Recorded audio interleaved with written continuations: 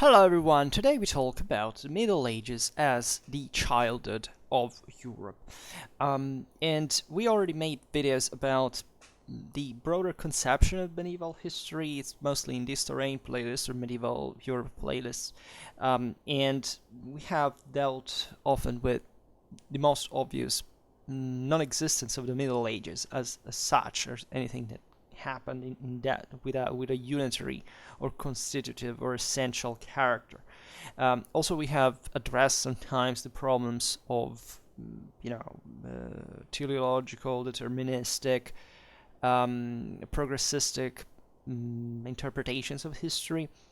More rarely, but overall, we have hinted at it that there are also broader political, approaches that we can look at, and today we will probably comment on, relatively mostly to the interpretation of the Middle Ages as either some constitutive moment of European identity and how this has been interpreted, how it was, what was properly the need of thinking it like that, what is, let's say, correct or incorrect about it, and how we can, what's the room also out there, because today I wouldn't like to digress, especially on the latter topic, but I realize that the more you go on with historical studies, and the more the political meaning of history comes to the fore, right? Because history is not a passive thing that is studied by people and discovered by people. History is the active process of going there and with a question, trying to give an answer, right? And that's a wholly subjective thing. That is to say, of course, it's based on the evidence, but at the end of the day, it's motivated by reasons that have obviously not to do with that, right? Just as humans were not rational, even we're not even remotely close to be decisively rational, to be prevalently rational. We do things just because we like stuff, right? And so it's easy, especially the least the more approaching history for reasons that have nothing to do with that. And that's in fact how popular culture works, right? How the masses, generally speaking, look at history and feel the need to think history-like, because it's a way to compensate for the actual knowledge, and this often produces, macroscopical delusions that, quite unfortunately, also have a political consequence in that regard. And we care very much about education too. Alongside this pattern, we have always to be cautious in every step we take to try to be objective, to properly teach the historical method based on valid criteria and not people's emotions that, from a scientific point of view, nobody should care about in the first place.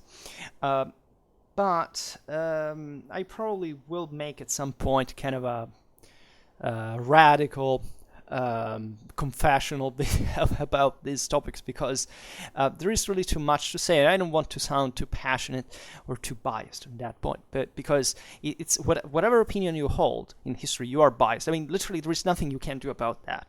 But still, the point why you should care about certain ideas, I think it's the key to eventually even acknowledging people to the fact that those ideas exist, as most people have literally no idea of, in fact. And that goes with history. Like, I daily realize through broader interaction here, from a merely observant perspective, right? I don't get involved into that. I mean, literally, the overwhelming majority of people that believe to know history, that engage themselves into history, have historical interest, have literally no idea what historiography is about, right? Which is something striking if you think about that, because you understand how there is literally a massive gap between what we acknowledge historically, from an academic point of view, what the majority of people believes it is, or whether they even think about what it can be realistically. And okay, that will do for another video. But let's say beyond the last centuries of the Middle Ages, the idea of the Middle Ages has taken form, right? This began also from the Middle Ages itself. Think about humanism, that is kind of the first responsible of the softly negative, at least as far as today's consequences are concerned. At the time, they were quite harsh view of the Middle Ages, right? So as the bullshit of the Dark Age, and this of course has no historical meaning if not for the fact that somebody came to think about that at the time, and you have to understand why it was the case and not to take it as a matter of other thing, interpreting the sources, right? History is not quoting sources, it's interpreting them, which is a different thing.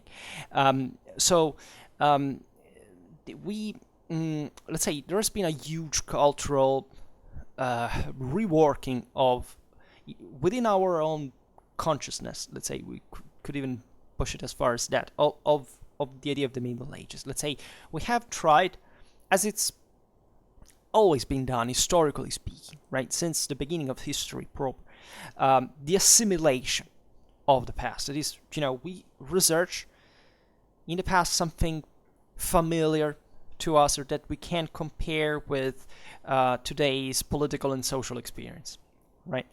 And thus, just to make an example, like the 9th century with the Carolingian Empire, and eventually Italy and Germany with the transition from the 10th to the 11th century to the Ottonian dynasty, have been seen as, for example, an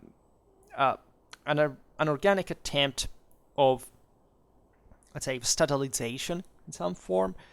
There is instead, and therefore kind of prized up to a certain level. This may not be extremely familiar to you, meaning that here we're referring chiefly to certain historiographical currents that by some level have already been surpassed, right? But don't think that, as we were saying before, eventually in popular awareness that there is in fact the acknowledgement that such things ever happen, or what we think today is being properly assimilated by the masses as well. And there is in general set up, and this is more familiar probably, a great lack of interest for the, in fact, more within the same negative bias towards the Middle Ages, of more negative periods of disorder, of chaos. How much you've heard this thing that Middle Ages were anarchic, right? The idea of the state is important there. That's why we were mentioning it before, because I discovered on my my direct experience that there are certain contemporary historians, modernists, or that do not properly understand this. That is to say, that civilization worked even without a state, right? Or at least that there were certain pre-orderly situations where the state was yet to be formed, and therefore there has been an actual improvement exactly in these centuries for what you do need as a state, as a level of civilization. That's on Schwerpunkt. You understand it more or less. It's not a matter of leaning towards the side of civilization. It is properly that without civilization there is properly no development, no improvement, and there is a level, right? There are steps in the process that mean that every society makes its best to improve in that regard. So you can extremely speaking from a conceptual point of view, you can spot a state ideally within even a tribe, right? It's just that eventually you have to acknowledge what does that mean, and what is a civilizational value, and why certain societies are objectively more developed than others, right? And independently from any moral judgment you can use on them. That, however, is not how they often, what you often hear around it is to say, no, the more advanced civilizations were just a bunch of monsters, like the Nazis of the ancient world, like, I don't know, pick the Romans, they were just a bunch of slaughterers and martyrs. Yes, because, the rest of the peoples out there, who knows what they were actually. The only difference is that civilization made some steps to make us arrive where we are, right? And not acknowledging that is very often a very regressive, reactionary, and ultimately historically delusional approach to history, and it's full of that, right? If you look, I always speak from a Western standpoint. So when I see the West and I criticize the West, it's because I love the West and I would like it to be better, right? And I don't know the rest of the world. The few I know, I acknowledge that yes, here there is something that we have done that brought the world forward, and that's indeed my standpoint, right? And independent of how that happened, right? This is the controversial aspect of it. But within the West, you have, we are raising generations. In Europe here is it all the time that haven't the slightest idea what a civilizational value means. They used to say they pick peoples just on an nationalistic base, and they're not capable of comparing the actual civil development and in that sense also moral capacity at that point anymore, right? It's like picking a football team in different, it doesn't matter if we're talking about different times, different places, obsessing yourself, fixating yourself just with that and making it your own thing because you presume that there is some connection between you and that thing that is constitutive, is essential, and undeletable, right? And making it your own delusion. I objectively look at people that either don't have a properly historical secondary education, people who are in the between, and I realize that the picture overall is disconcerting. Like, we are creating a completely morally deluded and disoriented generation, and the thing doesn't seem to be stopping, right? To say most scholars are just entrenched in their ivory towers. They surely know their deal, but they're not able to communicate to the masses. The masses just make a mess. They ruin our lives. They ruin our politics. They ruin our society. And we have to work to fix that. And it's normal because that's what a civilization is supposed to do, right? But until you don't trace the objective moral, differential, we could say, between those who actually know the deal and those who have literally but the slightest idea of, you can't properly make civilization. You belong to the latter group, and you're actually rowing backwards in terms of development and positive moral values. And I would say, from a politically contractual point of view, I think the most difficult thing to understand is most of what bias stands from, and eventually, let's say, or can be measured from. Then it stems naturally also from other causes, but it's the problem that we have a bit stressed of, understanding freedom and not liberty as a moral value, right? The idea that a state increases because at a certain point, no matter what, there's somebody that at the end of the day imposes an opinion, an idea, and enforces it, right, to give order, right? This is at the extreme, it goes towards dictatorship, totalitarianism. We still, presume that some of my followers listen even from authoritarian regimes, and it's a very delicate topic, right? But the idea is that civilization stems exactly from this balance. That is to say, it's not a positive or negative value in itself that somebody enforces an order, right? But it's something that you need together with other people who say, okay, we don't want because of this and that reason, so that you negotiate. And that's what actually democracy is based on, right? Direct democracy is basically a declaration of criminality. Fortunately, we all live in indirect democracy. That is to say, we appoint somebody to negotiate from the top of their, hopeful competence for us, right? But there's nothing like, making the masses decide what must be done. Fortunately now, but otherwise at this point would have already destroyed ourselves. Or better, we did live in times where this was true, and our ancestors knew how to be intelligent enough to start creating states. In the Middle Ages is crucial in this process, whereas today we haven't passed through that process because we are born already in those realities. We don't know what it means to live in disaster situation, or at least some people do, especially the elderly ones, especially in certain areas of the world. But and they understand at least how convenient it is to have some form of order in that measure. But most people cannot accept that. They stress freedom as an absolute value. That's also a declaration of criminality, right? It literally means rowing backwards from. In either points of the extreme, if you believe either you should have that fully or you shouldn't have that fully, right? It doesn't mean anything. It's also realistic to achieve, like these every political social structure works with a balance, right? The problem is, that as it often happens in our societies, there's a sort of polarization towards the extreme, thinking that the more you hit from that side, and the more you're going to achieve, right? That this is a complicated topic, honestly, but I'm very Aristotelian, ethically speaking. I believe that there is a golden medium, let's say, that should be achieved exactly from the understanding every situation is different, and you have to, let's say, recalculate everything for that specific circumstance, right? So for the Middle Ages, we have given this kind of disastrously negative picture that most people can't get rid of, right? Sometimes even taught in schools still, right? If you have ever been told such a thing in school, just know that that's not a school, right? Such as the fact that the Middle Ages are a dark age, that there were particularly better or worse periods to live in history compared to the immediately, following or immediately previously time. So in the Middle Ages, in the early Middle Ages, for example, we tend just to see the crisis of the Roman model, right? In the 11th, 12th century, the pure dissolution. Already this perspective often is not gotten in the sense that for most people, like on 476 AD, the Roman Empire disappears. Right, let's leave aside, okay, in the East, of course, it went on, but you'll find the hard stock that says, no, that was not the Roman Empire, man, because those were Byzantines, right? They were Greeks, they were something else. But in the West, there is this idea that at some point the Germans take over, there is nothing like Roman anymore, everybody's dead, exterminated. This is no history.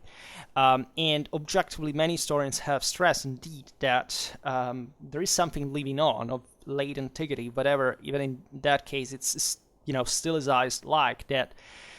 We made some video ourselves on this topic that is flowed by the idea, in general, interpretationally speaking, of the fact that we must think that societies are either of that color, of that name, right? What does Roman mean?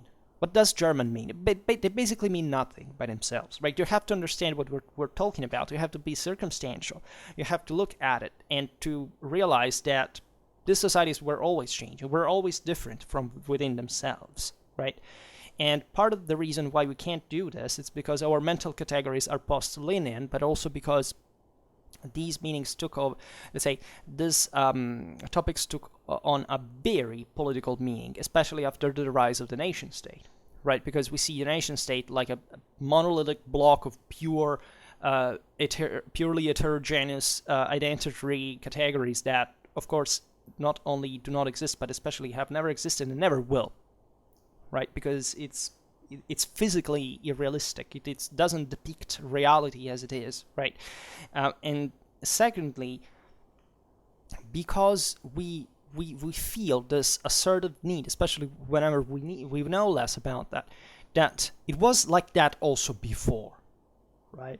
And before you say anything in that sense, we will criticize better the nation-state perspective, stressing the fact that it's, the past is not devoid of, let's say, identitary elements that still live within us, right? And this is usually not done because in the academy, let's say, most of these ideas have been studied from a left standpoint, right? For most, after World War II, in great part of the West, was mostly left scholars that told this story, so they felt the need to stress after World War II and the tragedy of Nazi fascism, etc.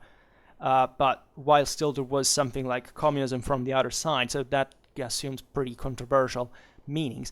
I mean, black and red terrorism just in the West are gratuitously disgusting realities at the time, and such people even backed the latter, for example. So we're talking about pretty messed up realities, but it's very, very, they tended to stress there was literally no connection with the past, and or that even if there was, it was so different that it almost didn't make sense. I don't believe that, right? But I'm also pretty aware that the spotting those identities, it is relative at a point that should always make us question whatever we are, sometimes literally imbued with since birth, right? Since we're the environment where we were raised and what we came to think the world through, which is not necessarily even just thinking about that such identities existed back in the day, but that we literally think as a mental structure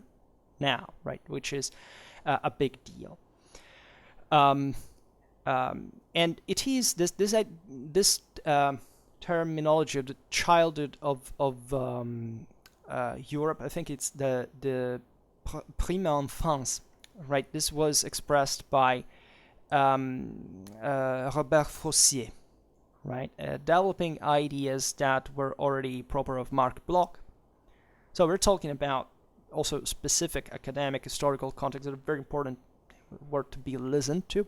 I'm not a huge fan of them, but because I was forced to study this thing, I didn't care too much at the time. But and I have also, relatively different ideas, or at least I don't really like the method sometimes. It doesn't matter how fascinating certain ideas are, to be a structuralist in my opinion. So in fact, they are very dated in also today's times. But it's worth knowing they existed. So the concept of Europe, as you know, is born historically in the Aegean Islands to indicate continental Greece in ancient and classical times. So in the Middle Ages, it becomes the vehicle of ideas of superiority towards everything that is external.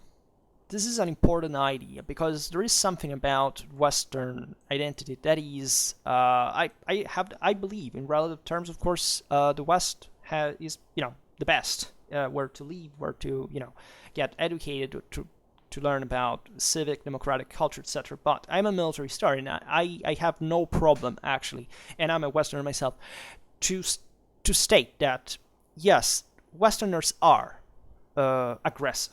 Right, like not meaning that others aren't, right? But we do, right? We have still, it's exactly what we were saying about that before. We are conflictual, and we stem from a past that used us to be conflictual. It's a historical product. It's something you can date back to literally the tribal times, to all the creation of the nation, let's say of states, proper modern states, eventually, national, say. Statalism and all, and the worst emanations of that, the worst developments of that. There is something about us that lives on in the sense of okay, war is an option, right? This is a Clausewitzian channel. We know what we're talking about, and we know that this happens because there are certain specific balances that are historically determined that bring to it, right? So it's very important to stress that in the Middle Ages you can palpate, say very, very clearly, studying especially the Low Middle Ages, that the idea of Europe is built through, objectively, yes, the idea that there is an external, and that this external is somewhat different, and I can't find the proper adjective here, but let's say it's something worse. Right, the worst term would be inferior. It would be the idea that we are fundamentally the best, and this is an idea that actually is shared by all great civilizations. Right, the Chinese thought they were the best out there. I presume the Indians presumed they were the best out there. Even the smallest tribe at the outskirts of the world, they would think they were the best. It's a universal human attitude, right? But in the case of Europe at that time, it was transforming into a massive civilization, right? In a seriously developed and articulate way that, however, was taking on also some kind of unitary character. And it was doing it through this acknowledgement of the other, of the external. And how did it happen, right? So it's because, you see, it's an idea of superiority of yourself, and from a moral point of view, right? We were commenting Guns, Germs, and Steel last month. This idea of moral superiority in the sense of having the intelligence and the determination to take on a certain enterprise. It's a it confers a dramatic moral superiority over your opponents, right? You can't talk about guns, technology, and all these things. Those things don't make the thing alone, right? We weren't the most advanced. We achieved that at some point because we had something in our broader community that triggered that kind of mindset, and that is what actually made the thing. If we had to literally be concise and avoiding to be too teleological, because it happened very gradually, right? And this is a serious thing, because the Westerners weren't even the ones who believed actually they were properly, more courageously, like, superior in the sense, in a unitary sense, right?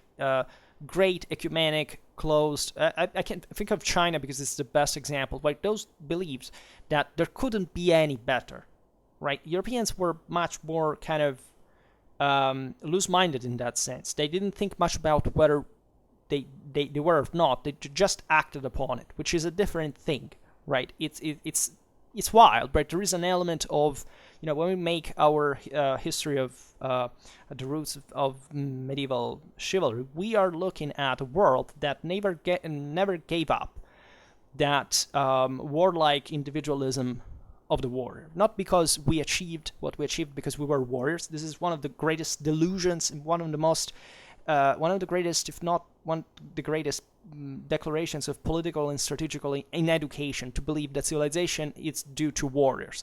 It's completely the other way around. But in Europe, this is something, can be embodied by the Roman legionnaire or by the medieval knight. That pinch of individualism, of blind faith, of self-confidence, right, and even of ego, right, of charismatic objective, has survived with a combination that conferred to the massive, at some point, civilization we have been building through other qualities, probably an extra gear that other cultures didn't quite develop in the same way, right? Especially if you live in an empire where you think that everything is still, doesn't move, that is perfect, has always to be like that. You have just to work the fields, and that there is the celestial emperor that thinks about it, and you don't have to think much about that. This is also kind of a simplistic historiographical interpretation, because, telling the truth, this is what, I don't know, at some point French historiography thought of the French monarchy in the Middle Ages, right? The idea that it was this perfect universal order, that everything was under the dynasty. Well, if you study what reality was like at the time, that's just a literary ideal, right? It's like chivalry. It's like, and people like to project to especially when they want to make it, in fact, a nostalgic point to tell it mildly. They want to stress just those positive things. Why? Because the elites wrote about that. They had interest to make people believe that. But the point is that they were basically the only ones who believed like that, and many others. And this is also a bit the sap of Europe, that we weren't just knights and we weren't just kings. There was something else there. And negotiation, remember the contractual part, the idea that there has to be enforcement but also freedom. You don't have to be too harsh but not too lenient either. That balance is what confers to Europe a dramatic. Think about the Magna Carta, banally, right? Think about the clash between the Holy Roman Emperor, the Lombard League. Think about all events that from which eventually stemmed some of the greatest civilizational accomplishment in the history of mankind, right? And even in there, you can't really trace a line between then and today, because there was a point in which this thing could be cut, right? And the point that it doesn't make it teleological. It simply makes us lucky that it happened in this way, right? Things could even go better, as far as we are concerned. Many things could go better, really. And usually things go worse than they. But it's exactly because they go worse that we work to make them do better, and that's what that's where you can see the thread that connects the two things. But it's a path essentially of failures, of patches put, and civilization is basically a patch put after the other, right? Every time you get hurt, And that's how it works. It works in that negative sense. Also, science works like that, right? It's never about the genius who progressively invents something that changes the world. No, it's because there is a broader need for something that brings people to think hard how to solve it, and then finding the right applicable formula, let's call it like that.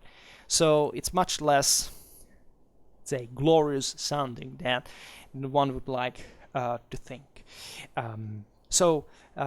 This process of the of the creation of a very gradual creation of European identity proper. And today we skip completely considerations from, okay, we can do it later, about what came from the ancient world as well. But let's say that the Middle Ages create this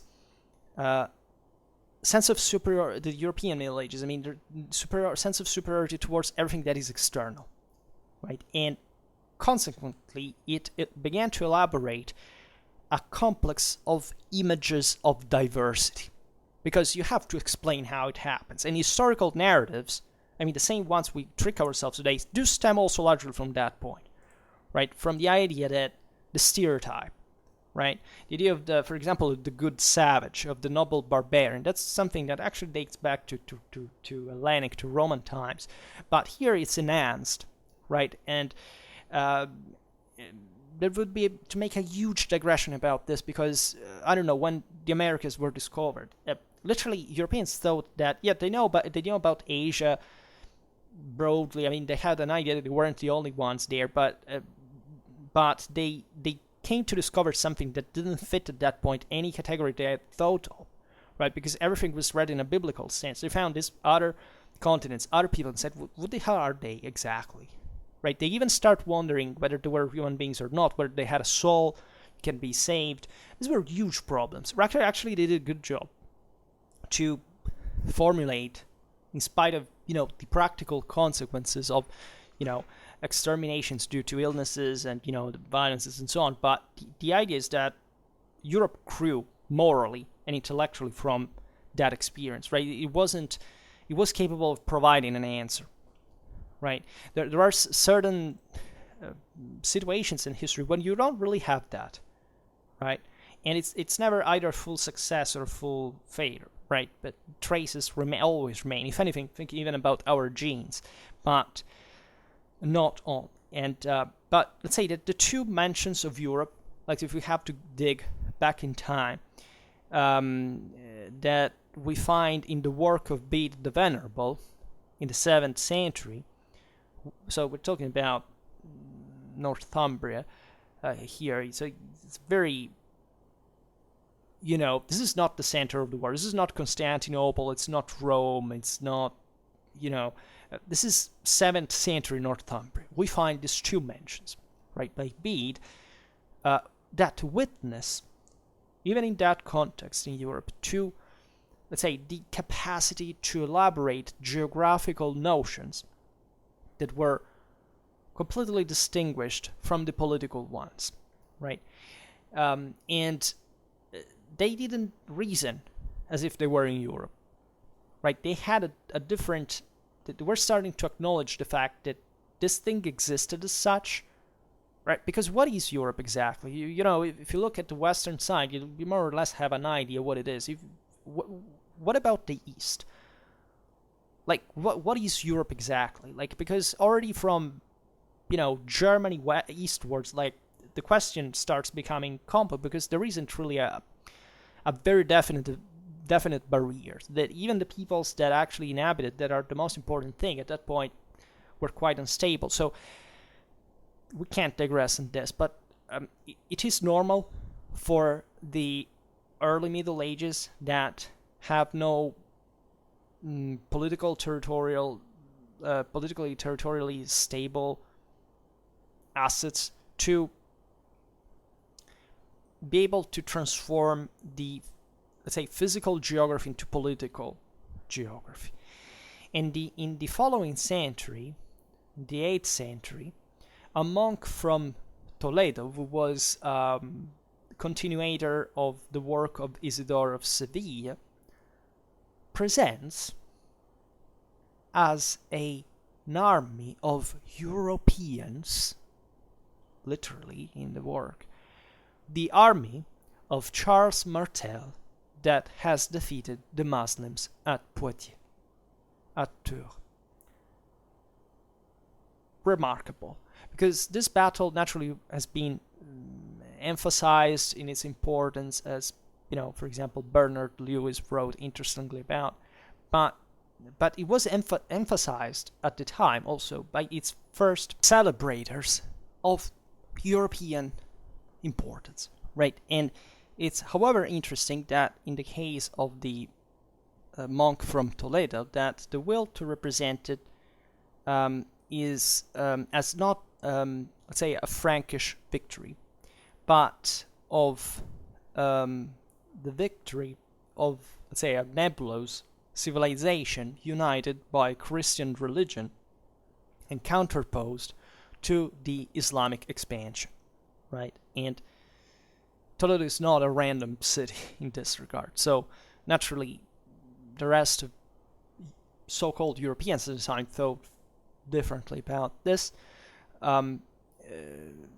because in this case, through Isidore of Seville, the residual Visigothic culture was interested in, let's say, dissolving a bit the Frankish predominance over the Societas Christiana, right, which actually speaks of a split between properly Iberia, for example, and the Frankish world as it was being consolidated, and even they're very, very,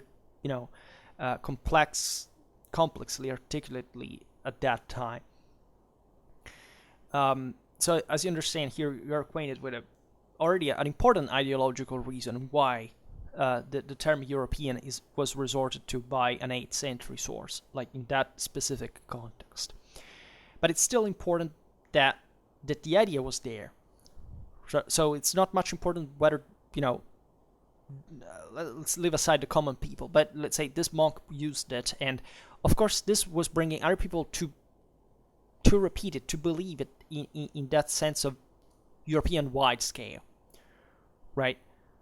Even if they maybe were agreeing with the monk mostly with this definition to reduce a bit, let's say, the primacy of Frankish power, that at the time was a big deal because the Visigoths had been basically conquered by the Arabs, and they needed to say, we're kind of still here too, and it was done in a concerted effort. But the de facto situations were created by political dominations are the ones that end up to impose themselves also as mental frames. Because the great fortune of the term Europe is achieved in the fall of the Carolingian age, right? The Polish historian Serejski, in a work of 1937, counted as much as 30 uses of the term European in the years of Charlemagne. And the Annales Fuldenses pushed to the extreme the explicit connection, using the term Europe as a synonym of Charles' domination. This is extremely important, right? Here we're not even discussing the head-breaking nuisance of commenting on the phrase Charlemagne, father of Europe, right? Because it's, but the important, though, is still how much in that phase of obvious need of political unity, what were the Carolingians trying to do there? They were trying to uniform the administration, the ecclesiastical cadres, the cultural production, the writing, right? The Carolingians uniform European script, Western European script, at least at that point, the one that we still use, right? And it's obvious that a unitary vision of this system had to, be expressed with a word. Europe was there because it was already sensed that more or less, yes, there was this already geographical idea. Okay, let's overlap it with the political domination. It doesn't matter that, it's not all Europe, right? It's huge enough for the mentality of the time to claim naturally the status of a ecumenic empire. Actually, the Roman Empire renewed. The universal character there is pretty evident, but still, you have something different. Europe is Europe. It's not Europe plus Asia plus Africa, the entire world, right? It's something that it's evidently just a part of it. And we made videos on the Renovatio Imperial, the problems between the Franks and the Byzantines, but it's obvious that, there was some other emperor somewhere, right?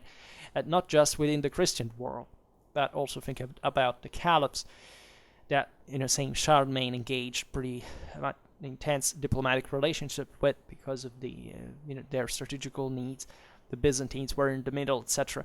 And naturally also, let's think about the fluidity of these relations, right, of these balances.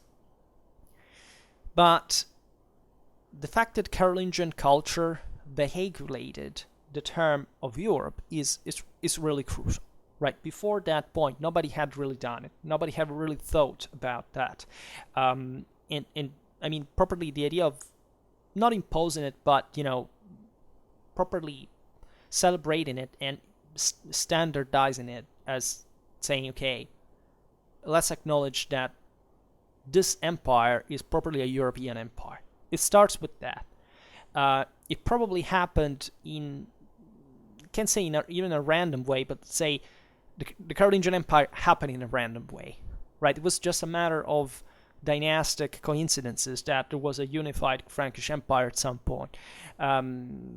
Same Charlemagne, if his brother had not died, also, Louis the Pious was, let's say, lucky enough to have seen his siblings die before, so that he would reunite the empire, and there is this continuity between Charlemagne and Louis the Pious, but it's very random. So that is just to say, do not search for some kind of progressed unity, idea, identity, because that's just random. It happened because there was a dynasty that managed to invade, to conquer, and also, by the way, to slaughter and to destroy, right? Think about, the Saxons.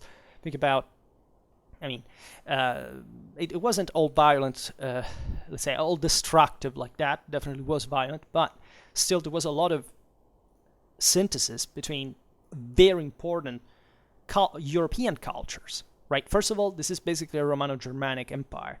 The conquest of Longobard Italy brings in lots of men of letter, better Latin, better architectural models. Charlemagne replicates in Hagen the idea of a new Rome, of a capital, of a palace, of something that the Carolingians were devoid up to that point, basically, of any public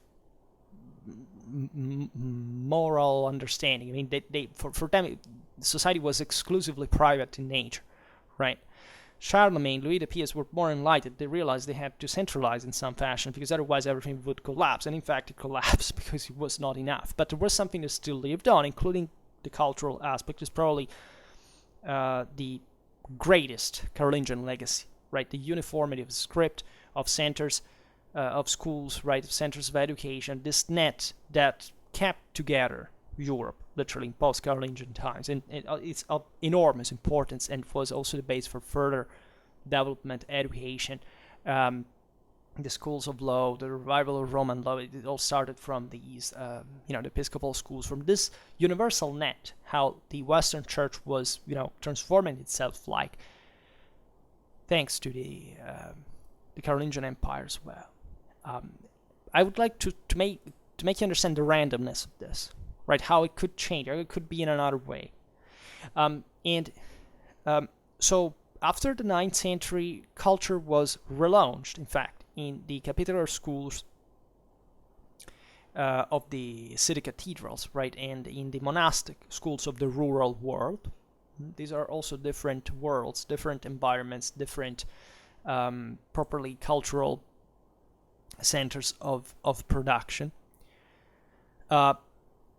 And within this environment, the notions of Europe come back and forth, let's say intermittently, let's say in a way that surely attempts, especially in Antonian times, to collect the with the Carolingian domination, right? The imperial domination proper, right? And in a way that, interestingly enough, rather than connecting to the previous great Carolingian domination, is to be connected with ethnical and geographical considerations, right? Because Europe becomes, post-Carolingian times sources, the vast seat of the descendants of Japhet, counterposed to the settlements of the descendants of Sem and Cam. Or, and this is the case of Widukind of Corvey, Europe becomes synonym of the West, right? And this is also, and probably a more fortunate, at least a more resilient perspective, right? Because we still kind of reason like that today. Also, for ethno-nationalistic reasons, we don't like to make it like that anymore, because any kind of idea of Western is somewhat leaving something else inside. But civilizationally speaking, when we look at what was happening in Western Europe at that time, we can't compare it to, I don't know, what was happening in Eastern Europe. We can't even compare it proper what was happening, I don't know, in the Byzantine Empire, right? Because the outcome was yet to be seen. And we made videos about this. But just for example, in the same 10th century, Constantine VII, Roman Emperor, defines as Europe the Byzantine themes, so the provincial repartitions, of the westernmost part of the Byzantine Empire. So we're talking basically about Italy, right? And these areas, we're saying, those are the European ones. So you have a ecumenic power like the one of Constantinople, that is the great heir of the Roman, it's the Roman Empire itself, but and that collects that specific legacies in an ever more identitary way, and starts defining, even in kind of a lessening, I presume, at least semantically speaking, fashion, the idea that the westernmost provinces, right, that are the least culturally akin to Constantinople in a sense, because the bulk is really Anatolia at that point. Even in Greece, basically, there were areas were perceived as kind of not as Roman as Asia Minor, right? These Western areas are called European. So what pertains to this Western sphere is not just, is properly considered as the name of the, of Europe, as it had been filtered at that point, also through the original use of, remember before, just the Western, the interland of Greece, right? In ancient times. This is very important because it goes beyond just a merely geographical point of view. It's literally those teams were actually the ones bordering with the Carolingian Empire, right? So it's something that doesn't give the name of Europe proper to them, but refers to the idea that there is a kind of a broader identity attached to them that is not quite just what fits like in a local provincial denomination. Because nobody had called, I don't know, Sicily or southern Italy individually, I don't know, Europe. They were considered as part of that, in a sense. And that was new in a continental sense. So when we arrive to 1,000 years ago, so between, let's say, in the 11th century, there are dynamics that confer to Europe an identity that, however, eliminates from that biblical perspective that we have seen before of Japhet's descendants, any true hypothesis of ethnic homogeneity. Because the same hypothesis of Japhet is not felt by the sources anymore, right? Nor the idea of a Frankish Europe wins anymore. This is interesting because on Schwerpunkt we often like I often use the term Frankish when I want to stress everything that was feudalized by the 13th century. So sometimes literally even the lands of Romania, or I don't know, the Baltic or Spain, right? So areas that had not been integrally part of, or not even at all part of the Carolingian Empire, right? That objectively can be spotted in the history of Europe as the center of something that, it was not a joke when the European Union was created, when Germany, France, and Italy were put together. They said, the joke was, do you want to make Carolingian Europe once again? Well, we should look at that quite seriously, and even properly within the boundaries, for example, of Germany or Italy, because there were very important differences there between, I don't know, the south, for example, of Italy, or the east of Germany with the north, center, or the west, respectively. Another very interesting case is actually England, that basically gets Normanized, that is Francicized, because the Normans at that time were only Franks from a cultural point of view, politically, socially, militarily. They were a perfect copy of them. So not even the Frankish adjective there. There was a massive influence in Spain as well. Many countries also in Central Europe. Think about Bohemia, right? So that's where the Frankish model expands literally beyond, right? It overflows and it takes over in a sense, for reasons now are difficult to summarize, but that are to win. Because what we call, in a narrow sense, as Western Europe, yes, it is something that was actually formed in the modern age because of the Ottoman invasions, but it is something that pre-existed that. If you look at the level of development properly of this bulk of, extended bulk of Western Europe, in terms of literally of every kind of political, military, and social development, right? And this naturally goes beyond ethnical considerations, because here you find, in fact, peoples like, I don't know, the English and the Italians, you find the Spanish and the Germans, right? But you don't find the Russians, for example, and you won't find them at that point until the 18th century, in a sense, and not because they hadn't maybe been part already of something, because before the Kievan Rus was destroyed, surely there were, by the Mongols. I mean, there were Western influences, mild ones, but let's say, and here you see how sometimes literally an entire chunk of Europe could be completely, transformed for centuries to come by another event. And these are massive. For example, we should be very careful about what happened to the Byzantine Empire with the Fourth Crusade, because at that point, the Balkans were not to be the same thing anymore. Just like when the Anatolian frontier collapsed in front of the Turks, right? There is a massive radical change when you have such a huge system that lasted, especially for centuries, that crumbles literally from a day to another, and is transformed in an unstable area that fundamentally, even the Balkan question today still reflects, in a sense. I mean, of course, lots of other aspects contributed to it, but let's be honest, like there was a West that was,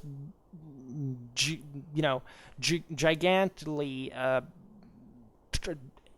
developing in ways that other areas around that had competed with it couldn't quite at that point even put up an effective response against. And I'm not talking about a dramatic civilizational development, let's say, but properly about the fact that these systems collapsed. Right, the change of, I don't know, since the 12th century, the Westerners had basically reached the East. Look at their, even just technologically speaking, right? I don't even need to speak of why and how they arrived to that. But, they had the best armies. They had the best ships. They had, paradoxically, even though they were feudal powers at large, they had kind of the best at, political institutional systems, and that were to develop further. Other areas witnessed a real collapse, I mean, the Caliphate of Baghdad was wiped out from the face of earth by the Mongols. There were... Okay, I promise, naturally, we have to make videos about all these topics, because otherwise it's useless to just hint at them and not to expand. But we have to be extremely careful what was happening, especially in the High Middle Ages, in this great medieval civilization that stemmed from essentially the post-Carolingian world, and shrank eventually by the mid-14th century, but eventually produced humanism, the Renaissance, modern Europe, modern states proper. This is not normal. Let's say no other country in the world did this, right? And this is not to lessen the accomplishments of other civilizations at the time. It's properly giving them the proper dimension. And so Frankish Europe is discarded as well as the unifying identity. And why did this happen, first of all? Because if you look at who were the Franks by the time of Charlemagne, right? They weren't the Ansivari, the Bructeri, the Camavi, the Catti that had confederated as tribes back in the day that didn't give a damn about being Franks, which literally meant, we are free and don't or something around, this kind of general international shoutouts, and they were actually just out there on their own. There were something else. They were at that point the Franks, in the sense of the Merovingians, of a dynasty that had basically beheaded violently all the other Germanic chieftains within the Frankish people, had opened to the Latin world, had settled successfully, had mixed with the Gallo-Roman elites, right? And surely bringing with them actually an enormous deal of pride, of violence, because, for the Merovingians, we speak literally of hematophilia. These people were in love with their own stock, with their own blood, with their own dynasty. That's how the monarchy is born, something that the Germans had never seen before, because they were completely opposed to that moral system. And through that, they conquer other peoples that they federated in a certain sense. The Burgundians, the Alemanni, the Bavarians, from this Gallo-Roman and partly Frankish background. So it was kind of intrinsic in the Carolingian Empire, how it was formed. The Merovingian first, because we can't speak of a literal empire, even for the Merovingians, actually, because they were literally ruling over other peoples. That is what other peoples in Europe didn't do, right? There is a specifically imperialistic mindset there, right? The Anglo-Saxons weren't like that. The Visigoths weren't like that. The Longobards weren't like that, right? Even if they came up individually, sometimes within, imperial propagandas, ideologies, they didn't rule basically on anybody's. Yes, the Anglo-Saxons were a bit fixated with ruling over the whole Britain and the Celtic fringe, but they didn't actually do it. The Visigoths also wanted a bit to imitate the Byzantines with their councils, etc., but they barely could hold together their own kingdom.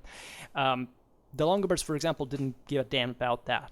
They were just the Longobards. But the Franks were a freaking empire, right? And the imperial ideal wasn't there just because Charlemagne was crowned in 800. The Merovingians already had it, including the connection with Rome and the papacy, and especially a Catholic power.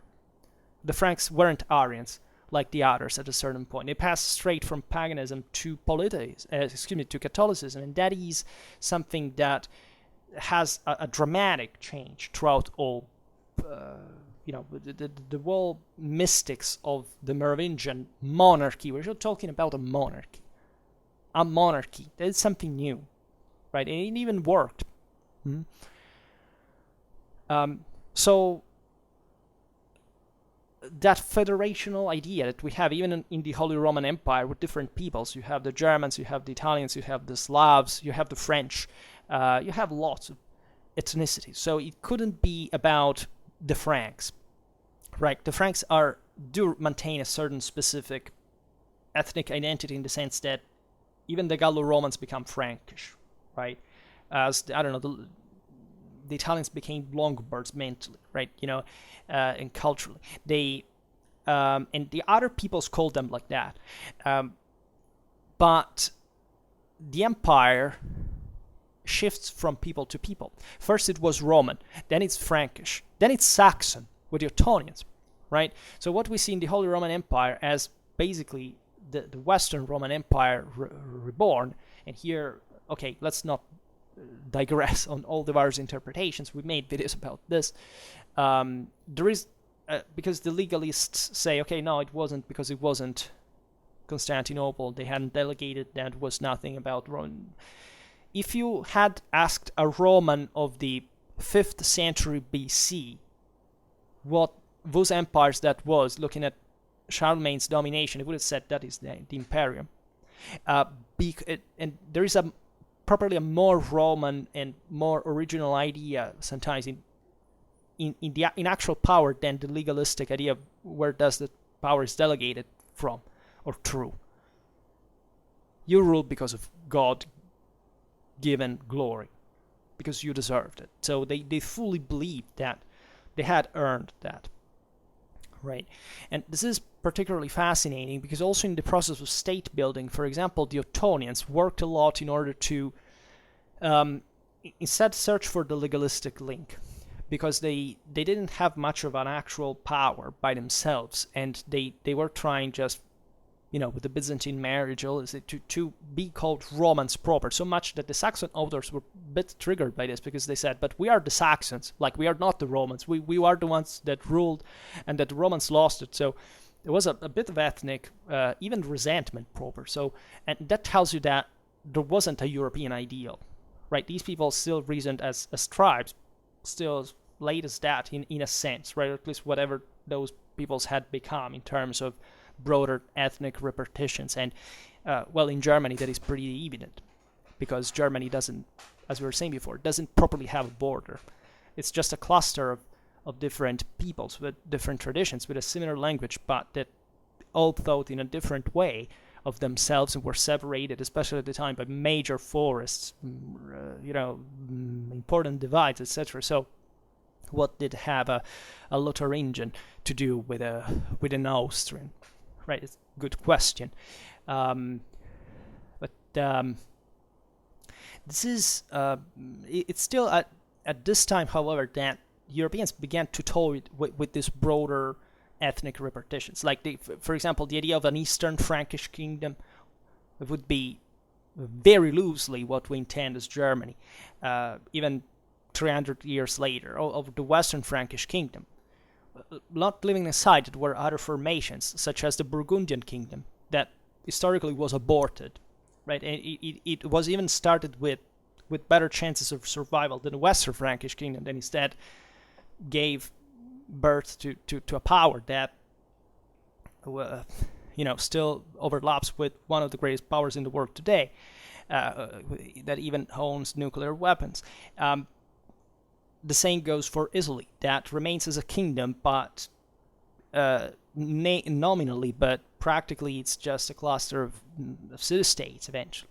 So it's very complicated, and they knew it at the time. So it was obvious that they couldn't stress too much the fact that there was a common European identity, because objectively it didn't resemble like that. Right, they didn't understand each other. From north to south of the Alps, they spoke different languages. They, when Barbarossa arrives in Italy, they start speaking with each other. They don't understand each other, because the first speak German, the others speak Italian, and that's a problem, right? Don't underestimate that, even in terms of practical, political, administrative problems, because they were trying to kind of trick each other into making them sign a status where things that they didn't even understand. So when you negotiate, that's a big deal. So we could say that the cornerstone of this system had been the realization of the coexistence between, let's say, neatly distinguished and previously diversified lifestyle. For example, at large, the tribal military one of the Germanic world and the cultural ecclesiastical one of the Latin world, which is a bit of a cliche perspective because they weren't actually that greatly different. It's just that they were coming from different political backgrounds in formally speaking, right? What we speak here of Western Europe is what literally the Romans had, the Latin part was what the Roman Empire had lost, right? So it was not supposed up from a certain time onwards even to stand alone, right? And whereas the Germans came out wild of the barbaricum as tribal military societies that took over, right? But there was a blending in there, and still, basically the military system in Western Europe at this time is identical. They all fight in the same way, right?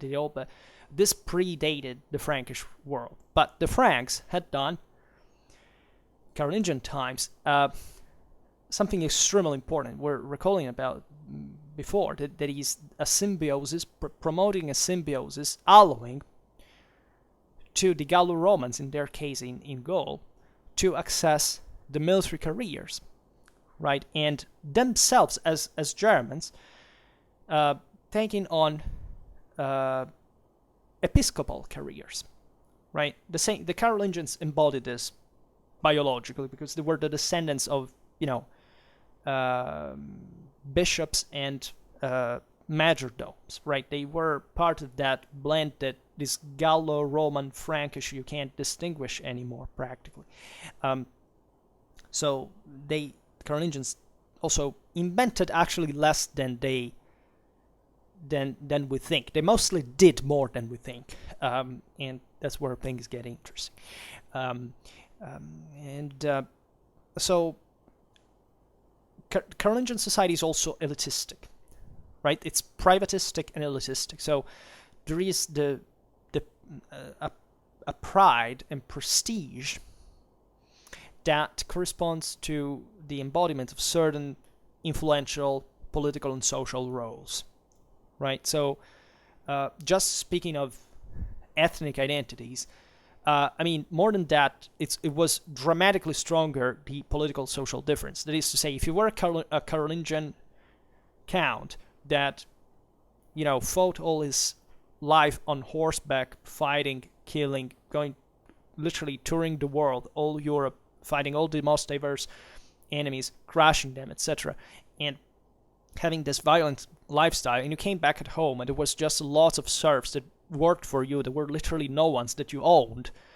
The greatest difference there is, you are elite, and that those people are nothing, right? The medieval nobility had almost a proto-racial contempt towards the peasantry. That is something that they literally believed that they were biologically superior by stock, right? And that was an idea that actually existed already before in the tribal military world, that is to be found basically in every world culture. That is to say, you win as a warrior, yes, because you're mentally and physically superior. And worse than that, whoever you crush loses any value as a human being. And here we're talking about contexts in which, slavery still existed, right? And you have to thank a bit Christianity to teach things such as, that even slaves are human beings, for example. That is, something we should be rather thankful for, because if you go back in time, sorry to tell you, but any of your ancestors was a slave at some point, and you got it, and not only, but also an enslaver at some point. So there's no way out of this. We all pass through this, and we have to be aware of it. So what could we say? We're talking, so, and you understand the radical transformation that parallels this difference, because for the early Franks, there was a perfect simplistic equation between military value, tradition of military command, and social prestige, because theoretically every freeman was equal, right? Reality was always different. That is to say, there's never been a society where anybody was equal to another, de facto. And also in Germanic societies were very, primitive, very, very, with a very low social stratification, still it was always the oligarchies that ruled, and that ideal of freedom that we talk of, especially against external aggressor, was like a very hypocritical one, in the sense that it was just the nobles that wanted to be free to keep doing essentially what as they did as mobsters on a regular basis, and not giving a damn about the other freemen, and actually gradually transforming them into serfs, were not into slaves. It basically was what the Merovingians did in the end. So civilizational values, you have a bit to struggle in order to find them here. But it was also, the process there was that, the pre-existing reality wasn't better than the one that came later, right? On the contrary, there was much more to manage, much more to develop later through this social stratification, so that we passed from tribes to states, also through feudalism in that sense. And surely there wasn't a parasitic, classist kind of negative balance in feudal Europe. It was actually a highly redistributive system. The problem is that it was so unstable that there was necessary to be a military elite that had to take matters in their own hands, because you don't have a state there. That's what we were saying before. Modern state is born out of feudalism, right? Not of the revival of classical civilization. It was kingdoms as we know them emerged as feudal realities. There is no way around that. Post-Carolingian Europe and Europe 1,000 years ago, with around 30 million inhabitants, is surely a based territory with a prevalent Carolingian tradition, but which is translatable basically in the Vassalatic-Beneficiary system, if you wonder what that practically means, and that is reflected both for the lay and the clergy. And as we've seen, it's not, however, for this characterized by the absolute dominion of the Frankish people. The surpassing of Arianism and the, at that point, dominant in the West Roman reading of Christian experience determined the superimposition of the idea of societas Christiana on the Western area of Latin Germanic synthesis.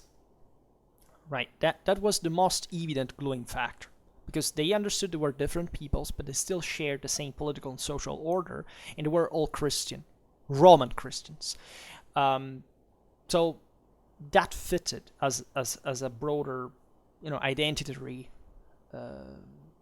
mindset. In the 10th century, that was actually dominated by the second great wave of invaders. We're talking still about Germanic peoples in the West, Scandinavians. We speak also naturally of the Hungars, also on the Slavs. They're mostly like actually trying to resist the Carolingian expansion, but also having the construction of their own princedoms, etc. The Saracens, right, in the Mediterranean, certainly creates a sort of European solidarity. This is important because Europe here is built from the within. And this is, according to me, one of the single most crucial times in the world history of Europe. The 10th century gives, let's say, is changing from the within. It has a specifically continental character, that is to say, the countryside, the great forgotten by civilization, we could say, because the Romans were all about cities. The overwhelming majority of people lived in the countryside, and we know much less about them, but we are struck by civilization in the form of the city. But in the 10th century, in post-Carolingian Europe, France, Germany, Italy, you have this enclosing within themselves, and the country, the peasantry, if you want the more original, from a geographical point of view, European element, right? First of all, expand from the within, manages to resist, and eventually to take over the invaders, right? And keeps putting out an enormous amount of moral and material resources that do not stop until basically the end of the 13th, the mid of the 14th century. This is the great medieval civilization. It stems substantially from there. Surely it happens much also around, but still, this is where properly Europe starts gaining the upper hand, where trade balance gradually starts to shift, where this experience shows that these realities hadn't been properly crippled by these invasions, that there was something within them that functioned, that managed even to draw force from their same invaders, and that succeeded in surpassing them. Here we have there could be interesting digressions, like the Frankish kingdoms, for example, are strongly impacted, institutionally speaking, by and strengthened by external aggressions. Like the Vikings, at the end of the day, procure a sort of internal strengthening of the monarchic building in the Western Frankish kingdom, right? Because the communities cannot defend themselves. They don't like much what their own lords are doing, so they look up to the king. That was living one of the most troubled situations there, because the Western Frankish kingdom was about to collapse like the Burgundian one, but probably paradoxically was strengthened exactly by the Viking invasion, because otherwise it would have been simply swallowed by its own nobility, right? The Eastern Frankish kingdom is dramatically strengthened from a political institutional point of view by the younger invasions. Like the Ottonians are given power by the German duchies for the sake of military defense, right? And they renovate the empire. The Italians manage to develop their own navies from, essentially fighting, but also trading with the same Saracens, entering their trade circuit, and eventually taking over the whole Western Mediterranean and beyond. There is something there that we have forgotten about the 10th century. That is the true moment of revival. The revival is not the year 1000. That's just the point of arrival. That's where we start seeing the sources from documents that are produced, because the wealth has already been produced. Right, the 10th century is crucial, right? And what is extremely fascinating and very controversial for these times is that, for example, this is very clear from Eckehard, the chronist the chronicler of Saint Gallen, that the invaders are not seen culturally just as non-Europeans. Right, that there is not an idea that these were Europe was within and the external was not, right? Europe was consolidating mostly as a geographical notion, right? But it remained polyedric, elastic. Why? Because at this point, Europeans were beginning to expand themselves, right? Think about the evangelization of the Slavs, of the Scandinavians. Those were phenomena that were especially in the case of the Slavs, were properly guided. Rome, the Ottonian Empire, did an enormous deal with that in tandem. They managed to convert to Catholicism peoples whose allegiance, in that sense, was not to be given for granted compared to relatively to Constantinople. Hungary turned Catholic. Poland, was more distant from Constantinople. It also turned Catholic. Right, there were many reasons for this, but at that point you realize that these invaders weren't just seen as foreigners that had to be just kept out. They were actually absorbed. They were actually integrated. And the the evangelizing missions had created the conditions for which one can be European if he is converted, in spite of whichever origin he has. This is radically important because this is probably one of the single most important feats of civilization. For the fact that he entered in the Societas Christiana, so what was meant at the time as this European world was being formed.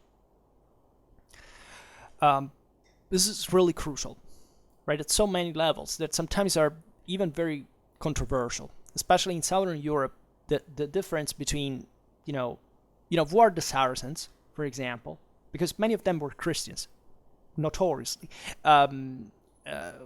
Take Spain even, just like, what's the boundary there? Like, even during the Reconquista, what is that actually defines when inside was not? When the Castilians, when the Kingdom of Castile is established, when Toledo is taken, well, the Castilian kings take on, like, the name of protectors of the Christians, of the Jews, and of the Muslims. There is an imperial mindset there that stresses the fact that those people were in charge because they had to protect these communities as well, right? These are not things you hear very often, because definitely goes against most of the popular notion of just, the clash of civilizations and all this bullshit. History doesn't give a damn about that. And we could say much more, actually too much, but here we have also to finish the video at some point. It's been excruciatingly long. So there are two great cultural environments that are outlined within the hearth of the old Carolingian domination. So as we were saying before, the Western Frankish kingdom,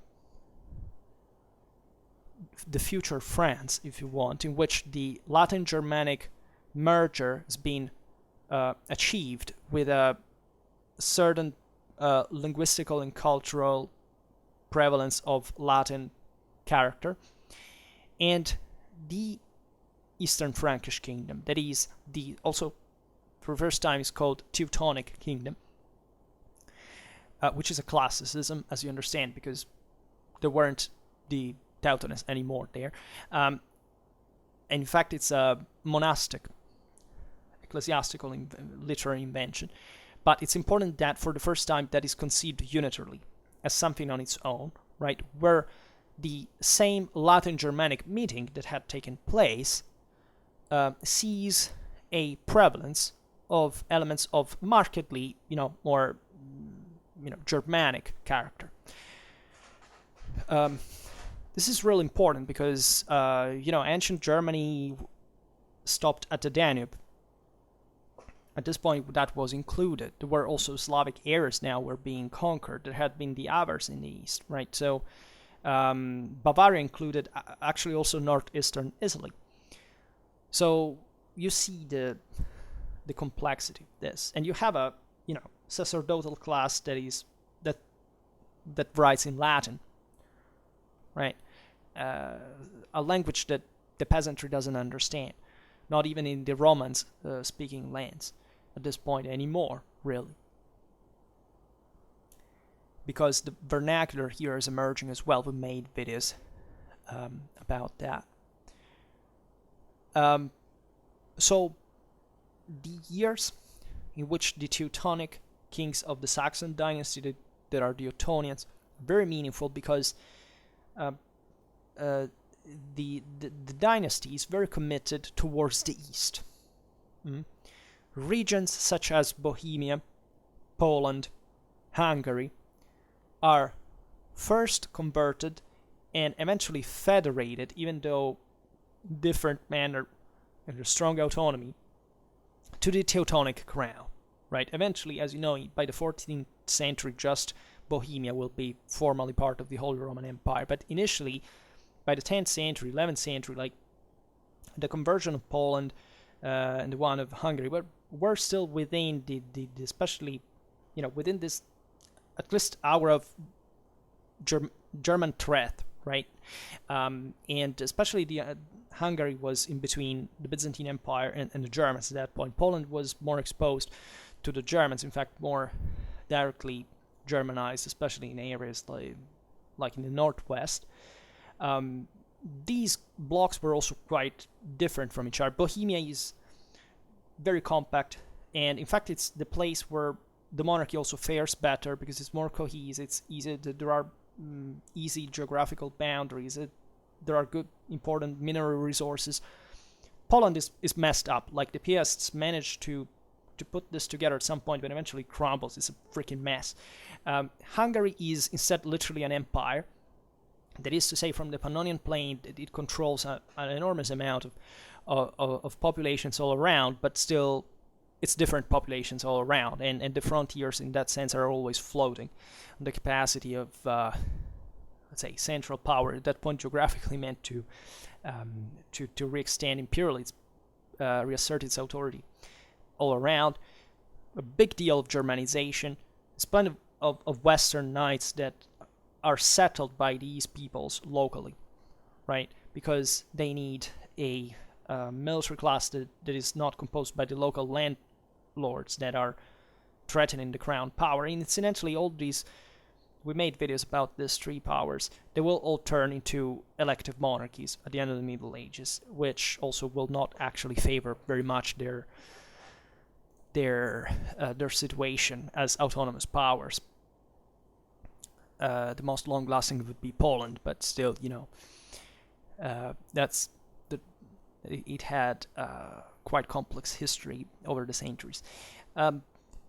So by the 10th to 11th century, we have this, we could say, Slavic-Hungarian belt in the east that did not revolve, this is importantly, around Constantinople,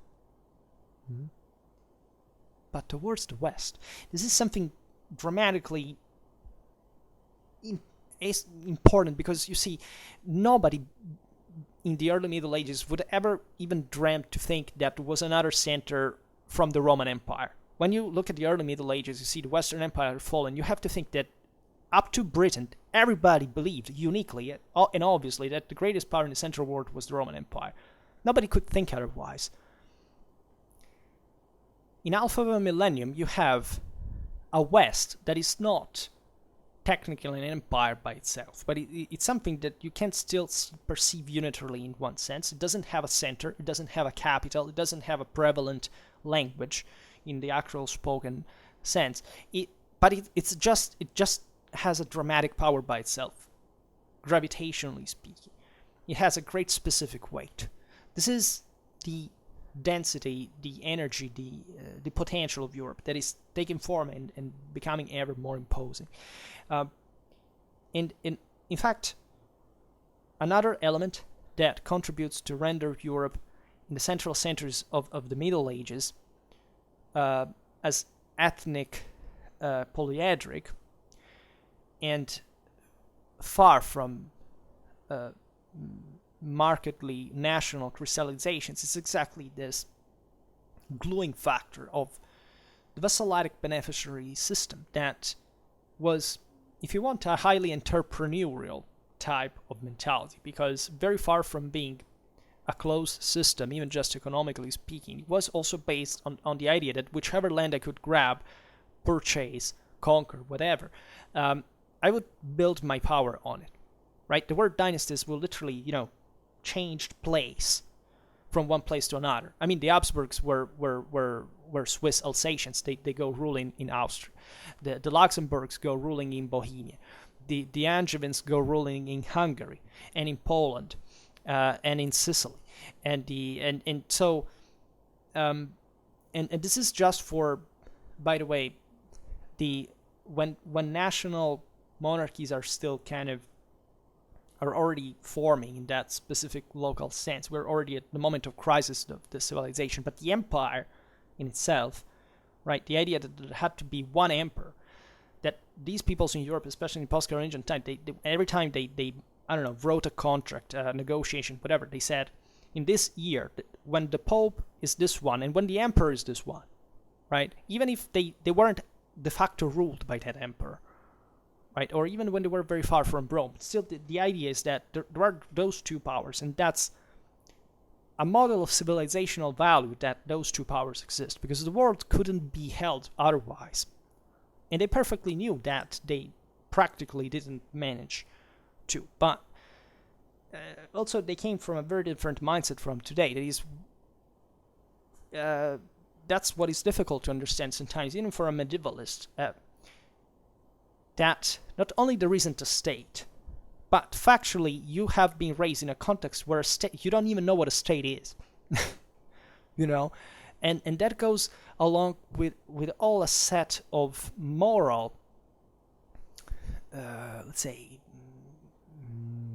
essence, let's say, the moral identity that has, for example, difficulties to contemplate the need of a stronger authority in some cases, in others of a regulation, etc. So it's always a dialectics where the most active communities, at the end of the day, take power and take matters in their own hand, sometimes overthrowing other elements, oppressing them, whatever, but still trying to find a solution between the parts that, at the end of the day, balances all this thing out towards a positive growth. Right? If we saw the history of mankind just as a total oppression, therefore worsening the situation every time there is more authority, at this point we would have the lowest quality of life ever, because we live in the moment in which the state has the greatest power ever had. Instead, it's the moment in which we live better. Right?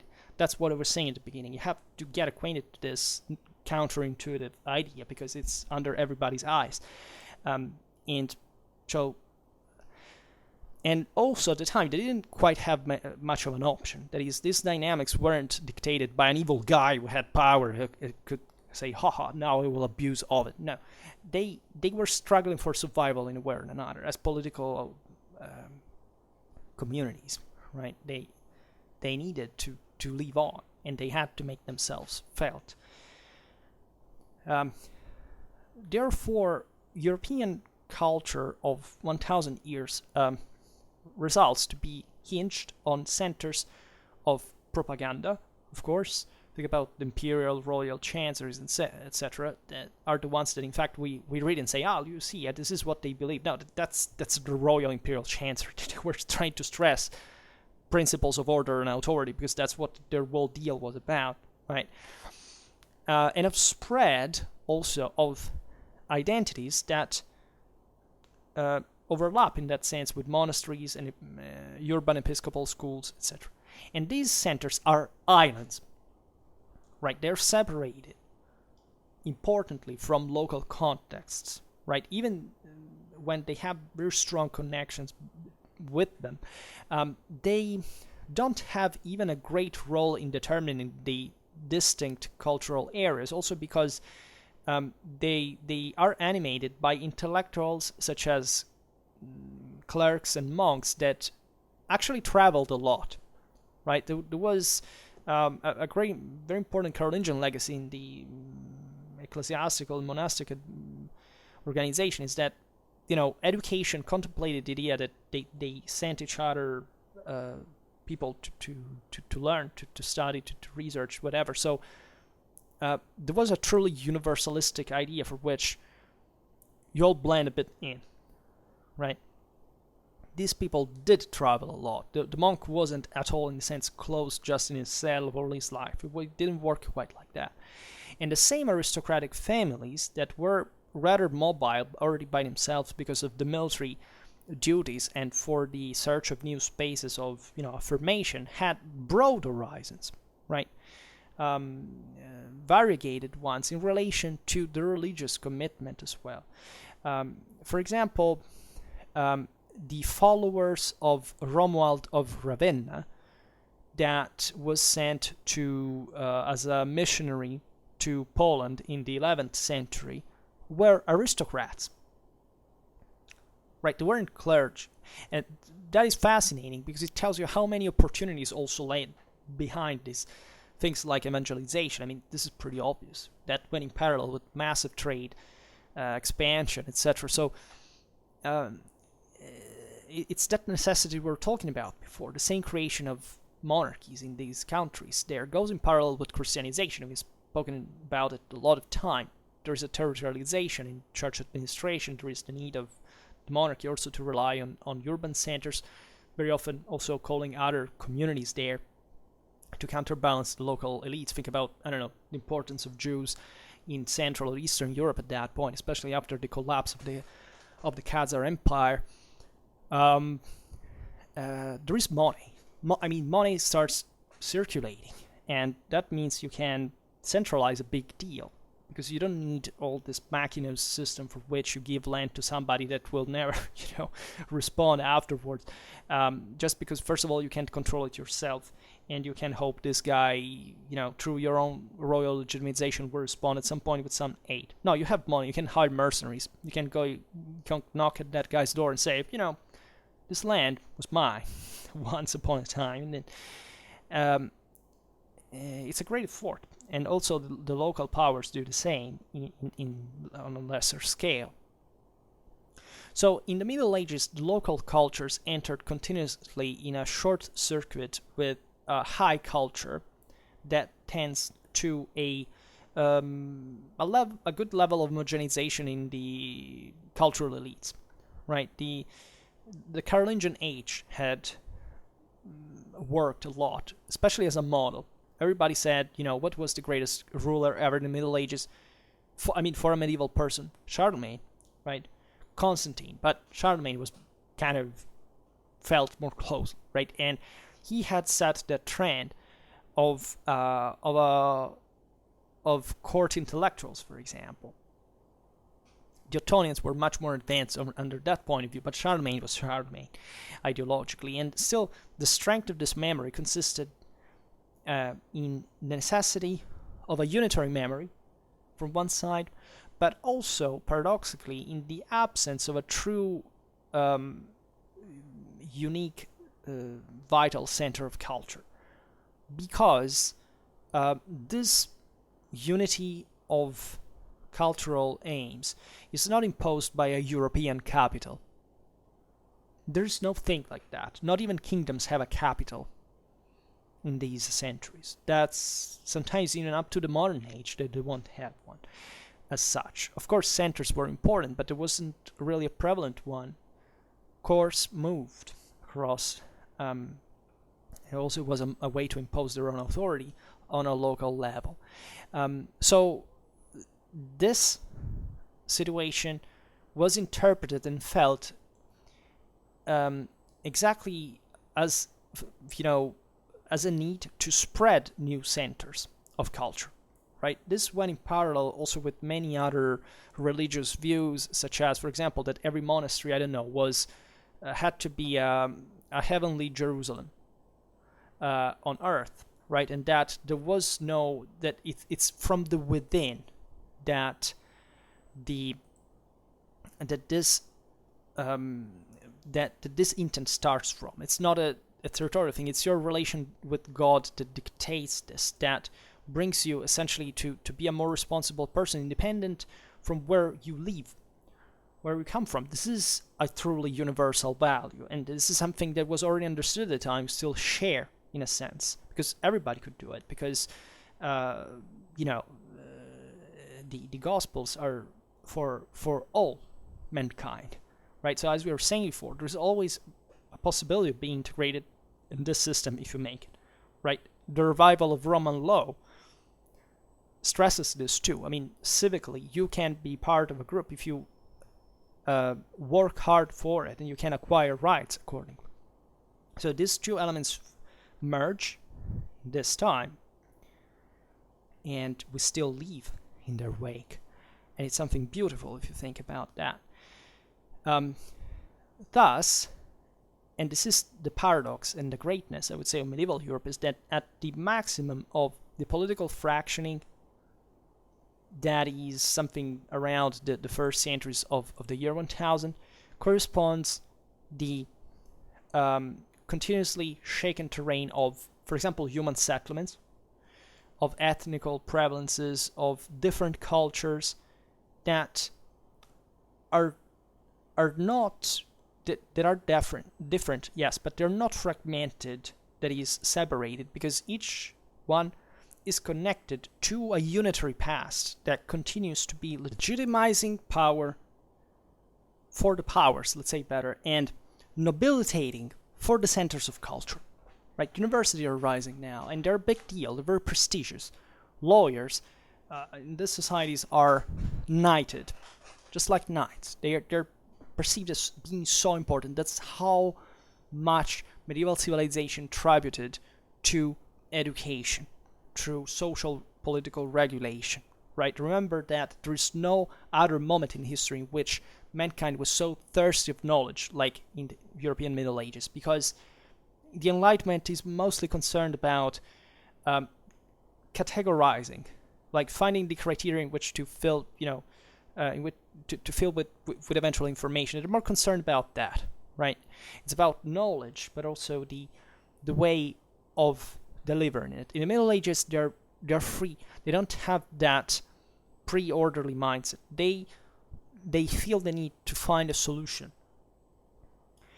in a world that offers them all the complexity that gradually the state began to reduce mentally in us, right? And we are very arid compared to medieval minds. These people could learn the Bible by heart. Ask a person to do it. It's either that or it shoots you. Everybody would be dead today because we're not trained for that anymore. And we could achieve so much if we only wanted that. Also, let's say, consider that medieval Europe here was living within the Carolingian and Ottonian legacy in terms of exercise of power. That is to say, it was what those great emperors had done back in the day, and therefore everybody had to follow in that sense. So the order was accepted along that pattern, and it was required to be so because there were practical advantages deriving from it. Today we can't discuss that, but we will talk about that in political institutional way. And there is no cultural reliability if you don't connect yourself with the Schola Palatina of Charlemagne or with the temper, the atmosphere of the Renovatio Imperii of Ottonian times, right? So the Crusades, compared to this European identity, take on a contradictory function because from one side they give emphasis to the diversity of the Islamic world. Thus they confer more compactness to an abstract Europe, right? Especially when after 1291 the Europeans decide that it's better not to go further with crusades in the Near East. It's better to use diplomacy, and therefore they enclose within themselves. There is a crisis, so there is for the World War at that point, so there is also an increase of the interior, of inner spirituality and a sort of defensive attitude. And the Mongols had been there already during the 13th century. So this abstract Europe acquires more ideal cohesion from a cultural point of view, and especially from an identity point of view, and especially the Crusades underlay the idea of a frontier, of a border, out of which Europe is no more. Right? This is objectively a consequence of the Crusades. Before there wasn't quite that idea because Europeans didn't properly even know that there was something different from Christianity out there. They didn't know. Even some of the highest scholars at the time did believe that Muhammad was essentially a schismatic bishop of Christianity. They didn't conceive there could be something else. They would learn if there was, but they still weren't even very interested in understanding that because what was the deal? What was the purpose? The same goes from the Muslim side, I presume, and at the same time. But the Muslims, in a way, were probably even more entrenched within their self because they had a crisis that goes around the 10th and the 11th century. There are studies that show that the Muslims didn't even acknowledge properly the threat posed by the Crusaders. right? They had kind of a cultural. They wouldn't see it as a big deal, right? What they were actually traumatized by was the Mongol invasion, razed to the ground Baghdad. It's as if the Mongols had arrived in Rome and had destroyed the whole freaking city. I mean, it would have been the greatest tragedy in the history of mankind, proper, from a cultural point of view. But so you gotta understand that, and also it's studying Islamic historiography is different from studying Christian one. We've seen it often in the Crusades videos, because they're properly different methods, criteria, backgrounds, etc. But they're interesting. And at the same time, the Crusades kind of helped the larger, broader circulation of notions about Europe that from this baths with diversity come back in strengthened. Right? The Crusades are testing ground of Christianity, as we've seen. It was the common identity belief. So it taught to reason more comprehensively within that boundary that before was seen as much more blurred, if not boundless. And here there is one of the most curious contradictions of Western Christian culture, because Europe and medieval universalism are in a certain sense in conflict, as we've seen, right? Just like with the empire, the Carolingian Empire starts to be called a European one, so it basically declares that it's not ecumenic anymore, because it's Europe, right? It's not Asia or Africa or whatever. And the affirmation of Europe, in fact, finds even a break into Christian universalism, because, and it's not difficult to understand, Europe is a too limited field for the ambitions of the same Societas Christiana that wants to be also, ecclesiastically speaking, universal, right? And in the previous years, Europe seemed to be a great field of evangelization, while after the Crusades, the opening towards the new worlds made Europe feeling its smallness, right? And on the same ground, so, and don't think this didn't have actual consequences, because not surprisingly, the 13th century is considered a bit the death of universalism. Not because it universalism actually died, but because it failed in its plenitude. That is, by definition, what the ecumenic perspective should be. So there's a gradual decline. I mean, by the 14th century, the imperial and papal power have shrank dramatically, whereas the 13th century have been basically the top of their, the acme of their power. Maybe, well, for the empire, maybe the second half of the 12th, but still the beginning of the 13th for the papacy. And from there on, already by the mid-13th century, things were going downhill. It had already gone. We'll make videos about that. So on the same topic, but in reverse, we find certain lay worries, because naturally secularization here brings some different ideas, but properly people have more possibility to start thinking autonomously. They have more room for that. They have more organizational capacity. They have something that requires a new great reflection on the world.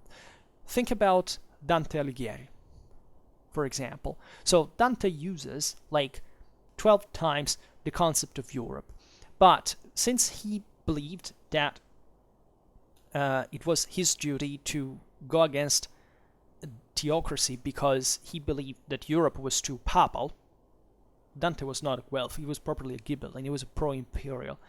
And he turned his thought to the world in its whole, right? So a world where the plurality of interests would allow not to give for granted the affirmation of the Roman pontiff.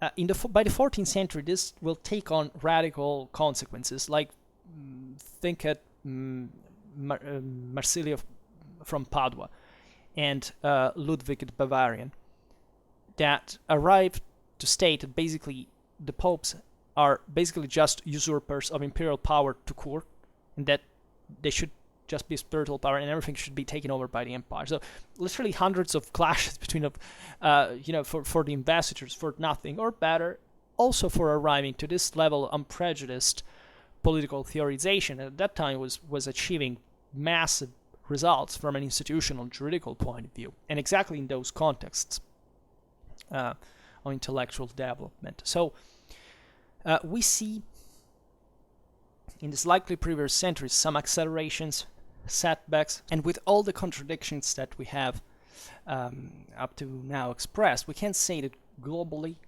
the 11th and 13th century are not a time in which the idea of Europe in itself had this great success, right? The idea of empire or the church were more successful, right? And the men of culture marked in this time the greater fortune of these other concepts. They have, for example, a greater sense of the Holy Roman Empire, as we've seen from one side.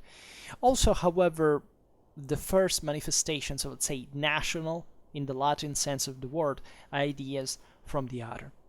And it's not by chance that from the imitative idea of the past, especially the Carolingian and the Ottonian one, in the latter, the acknowledgement of certain, say, milieu of civilization marked especially from a linguistical point of view would appear.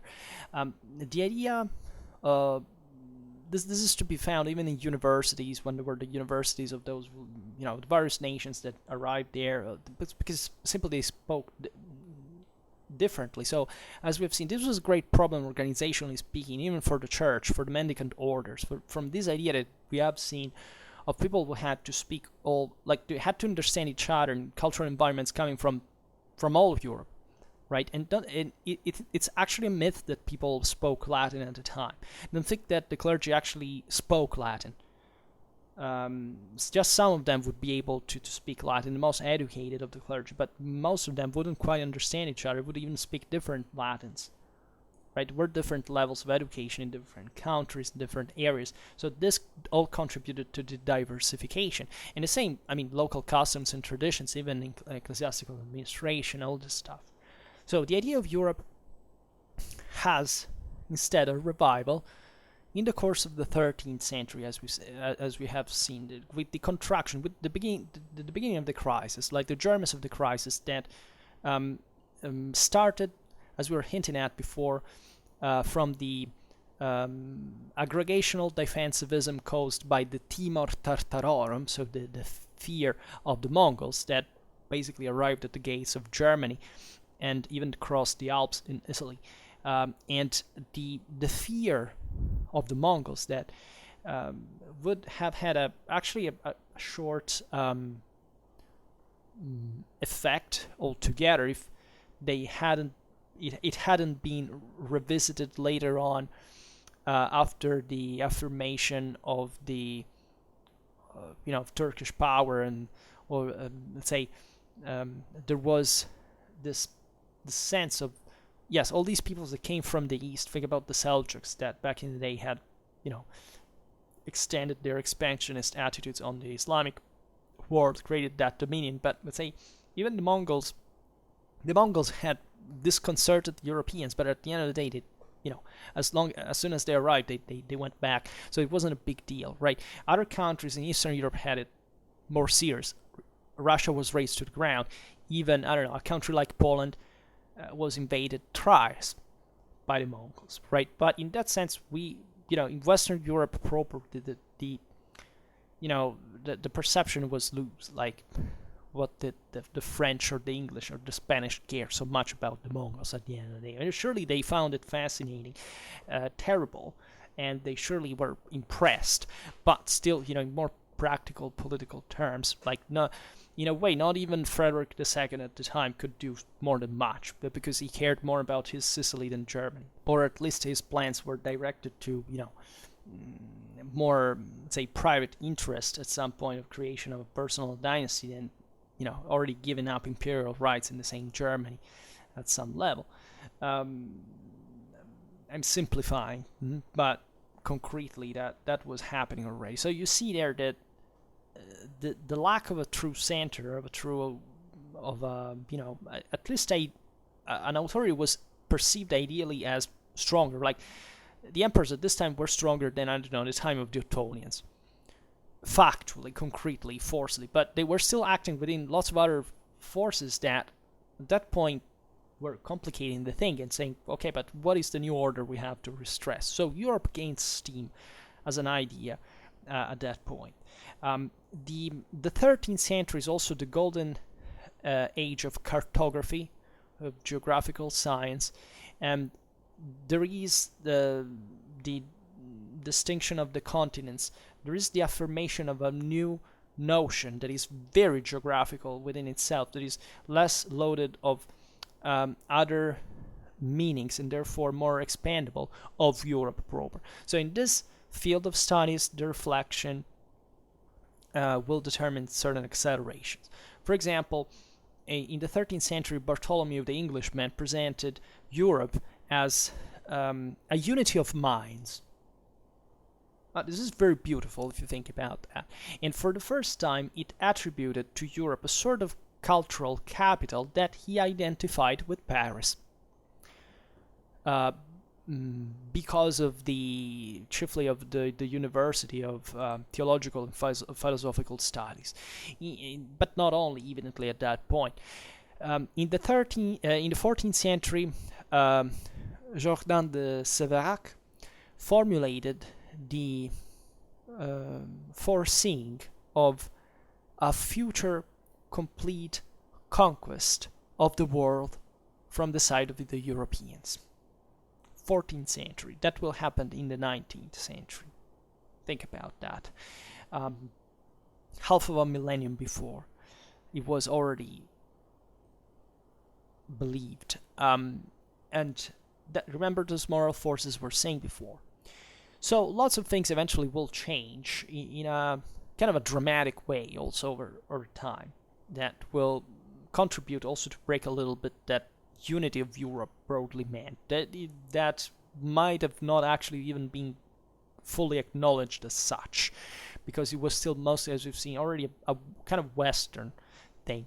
At the end of the 14th century, with the Turkish victory at Kosovo in 1389, there is the realization of an important detachment at the limits of extraneity of the most occidental part of Europe, right? Because there is an important projection towards the Atlantic from the side of Spain, Portugal, France, and England that results in a certain way prepared by the destruction of the extreme west, as we were pointing out before in the face of the Mongols, of the dangers and the annoying imbalances on the eastern border.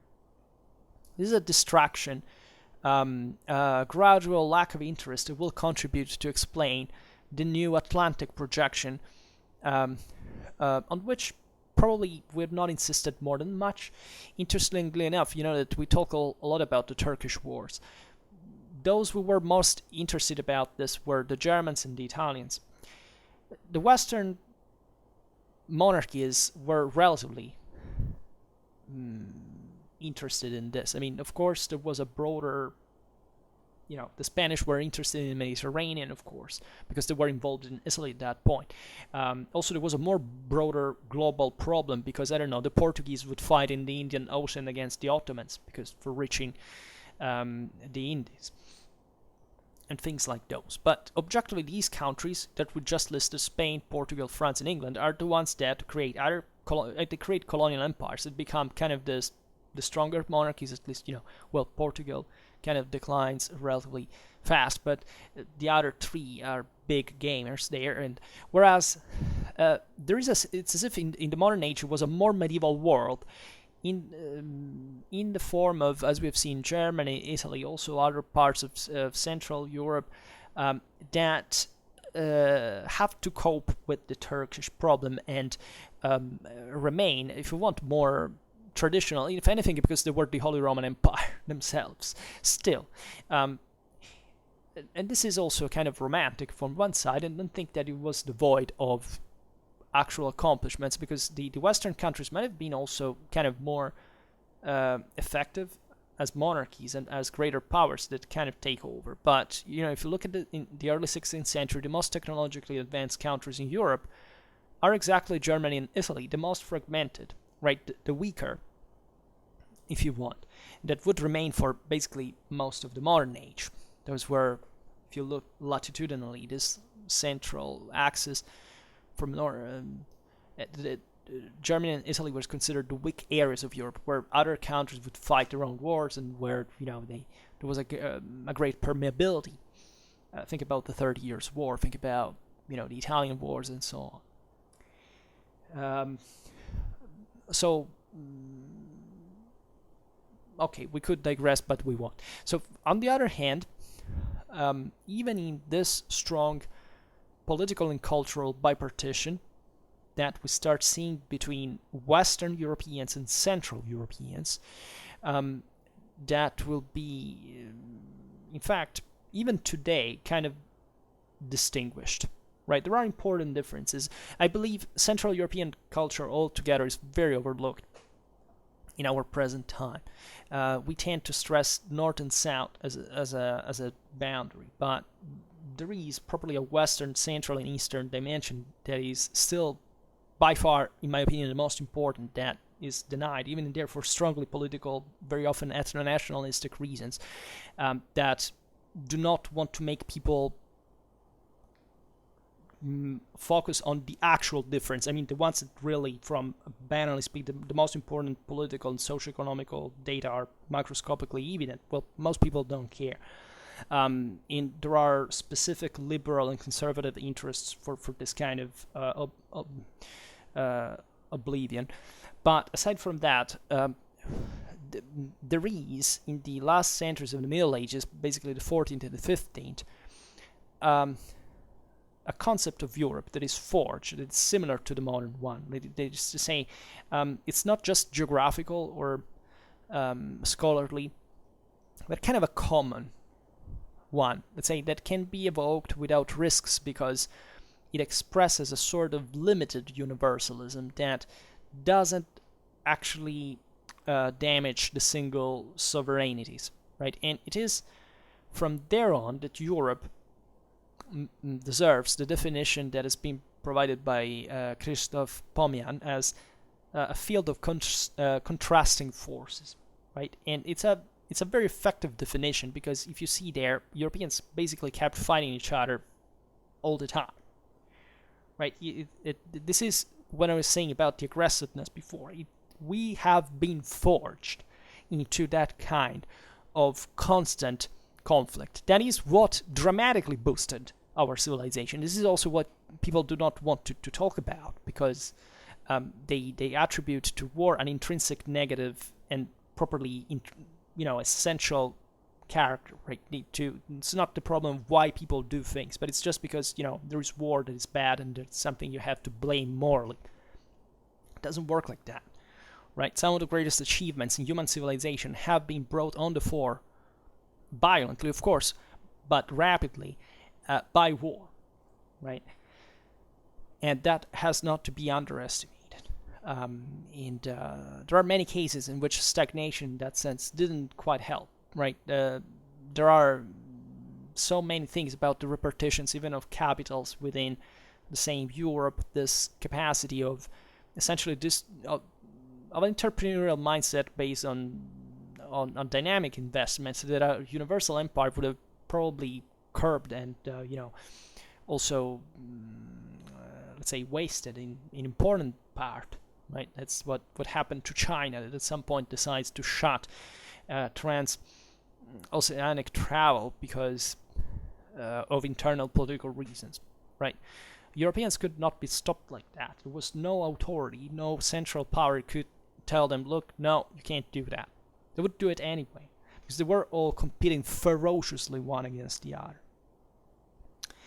And this constant tendency to internal conflict, and also the parallel tendencies to unity that are born out of sort of awareness of identity from this external diversity, are probably one of the most important characters of European identity. And ethnic diversity at this point does not have necessarily the threatening face of the East, from which all these peoples of the steppes were seen as, I don't know, think about Gog and Magog, all this biblical interpretation of, these kind of monstrous stocks coming from as because of God's wrath out of the steppes and harassing the Christians, etc., would come from. In the diaries of the navigators, in the first chronicles connected to the geographical discoveries, emerges, for example, the alterity of the natives. That is a meek and subjugable alterity, right? But still alterity, right? These people are intrinsically different from Europeans. There's something about that strengthens, in relative terms, European identity. So this brings, in a certain sense, the same Europeans, or obliges them culturally to organize themselves better, right? To confectionate their own identity to be exported in an effective way. Don't think that this is just culture. I mean, how do you colonize a country, a new land, right? Have you ever thought about this logistically? Even, how do you control them from Europe? It was an enormous problem. Ask Charles V, ask the papacy, how to manage it, how to establish a new church, how to convert these people, what control you had on the local hidalgos, all these things. It was a massive problem. Well, Europe didn't respond bad after all, differently what is common belief. The empire and papacy in the 16th century spent themselves atrociously to give an order to the new world that would prevent criminality, cruelties, senseless exploitations, and so on. And they should be given credit for that you never hear it. And the fact that all those people died in the Americas is not really an excuse to forget about that. So this late medieval Europe that is rich in different identities, but also, let's say, as we've said, a field of contrasting forces, naturally doesn't lend itself to demonstrate the ethnic origins of the nations that is, so dear to the primordialist anthropologists such as Clifford Geertz, right? That is those who want to trace within the national spirit certain characters that are impressed even before the Ancien Regime was formed by the 10th century, and therefore are inescapable in the subsequent, in the following historical development. And that is sometimes dear to, for example, such an anti-functionalist sociologist such as Anthony Smith, who wrote, for example, a book who he gives for granted that there was a sort of pre-existing ethnic mosaic compared to modern age, that from a medieval perspective, when you study medieval history literally from a small scale, and you see what reality was, well, doesn't quite appear like that. This is a big deal because, honestly, I believe too that historically there are certain characters that you can't quite erase from a people from a day to another. I confrontate with foreigners every single day, and I see at this point, when I was younger, I was more open as a possibilist, let's say, saying, oh no, prejudices are all false. It's not. When you talk with hundreds or thousands of people from the same country, you hear basically all the time the same narratives, the same ideas, the same political opinions, etc. You understand how different they are. You realize that there is a very heavy legacy that you understand it's not just like because of the last 80 years or more. It's something that dates back to before. Naturally, it's very complicated, however, to make the point that these things date back to the Middle Ages, and or that and even before, right? There may be something to it in a sense, but it's definitely not prevalent. And at least when we study history, it would be very bold and complicated to demonstrate, to say the least. Um, um, let's say Smith developed this concept that was already used by social scientists, the mythomoteur, right? The political constitutive myth that is founded on memories that are shared by more or less big communities, that gives force to an idea of nation, right? And only differently from Eric Hobsbawm and the other so-called modernists that believe that the nations form later between the 8th and the 19th century on the basis of precise inventions of an imaginary past, that in part have a point, right? Smith believes, though, that the ethnic origin is, say, a real and uncontrovertible element that is to be located more or less in the Middle Ages. And this is fascinating because I'm actually more open to it, because I believe that it really dates back to, it doesn't make sense to even, what's the Middle Ages, as we were saying at the beginning, right? It doesn't make sense. I can't trace so much back, even to ancient history, about certain kind of, ideas, stereotypes. We surely read history through this historiographical categories most of the times, but at the same time, there is probably a spirit that you can't really curb, right? Especially when we talk about statal education, the idea that, you understand properly a civil value. Well, that's not something you can't really pretend from populations that have never known it for millennia, right? Those are things that are hardly acquired. It takes a lot of time. They're counterintuitive. It takes a state, a functional education, something that gives it. They're not born with people. And there is properly, first of all, what we believe as a cultural identity of, and the more we want to diversify, the more we go back in time, the more primitive we get, and the more those are common to all humans. That is to say, those obsessive ethno-nationalistic delusions for which they think that, there were certain ancient peoples that existed, that fixed the religion, that fixed identity, that fixed... do not understand that basically that was the identity that was shared basically by all peoples out there at the time. And there are so many misconceptions connected to this, properly because they lack the realization that what they are actually even believing about those peoples is actually an invention of other peoples. They were more advanced than them. We're trying to make sense of the story with all the approximation, and they're giving a picture that was also politically influenced by internal needs, etc., and that have a few to do with what reality was out there for real. And most people didn't really have that, let alone that the moral point of view was dramatic, right?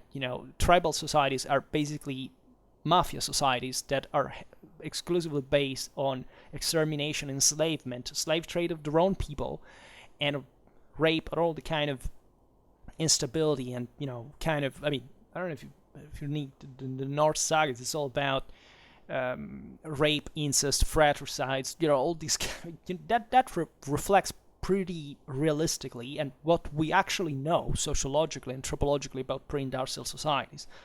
They are utterly disgusting, to say the least. So even the need of tracing back these pure ideals to the past, it's just so delusional by itself that it's almost embarrassing to for an average human intelligence, I believe.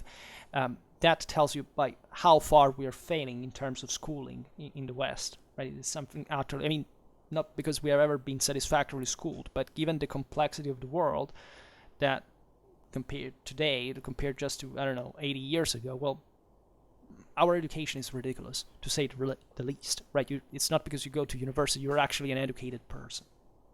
It doesn't work like that, let alone school. And so we have definitely to be wary of the mythomoteur ideal, because it it rarely reflects ascertainable historical realities, and we have to be totally honest about that.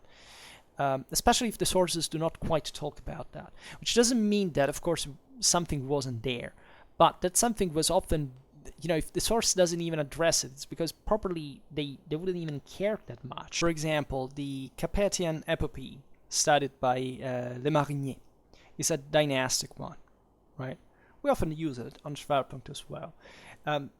But it's often used to give a past of strong identity to, for example, the French nation, right? And it's not just random, because France is a strong nation. Hell, it's the one that invented the nation state. It's a winning one, as we were saying before. One of the greatest powers out there. So it kind of, instinctively makes sense to say, see, I can draw the whole thing back to even before the Capetians, even the Merovingians, and so on. The point there is not denying that there is a thread, right? The point is denying, as we were saying before, that that thread is not teleological, was surely exploited consciously, but as we were saying before, it's kind of random the Western Frankish kingdom even survived, right? It's pretty, it could go otherwise very easily, right? And we're surely today not talking about so many similar strong nations that could emerge from realities that today do not even exist anymore, that whose language maybe has been even erased. So the questioning is realizing that political and social realities evolve in ways that are largely unpredictable, very contingent, and that are often, especially in those times, kind of even,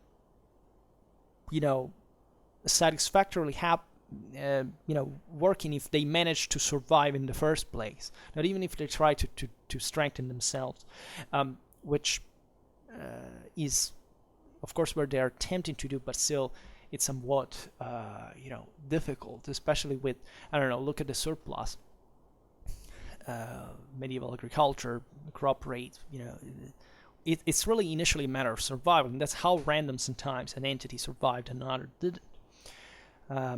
But for example, the Cathar experience and the troubadour culture serve sometimes to give identity an autonomous a passive autonomous identity, let's say, to the Occitan movements, right?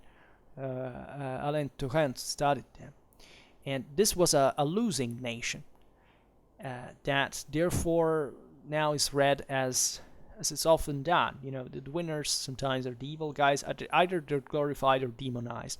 Equally, the defeated are either glorified or vilified, whatever.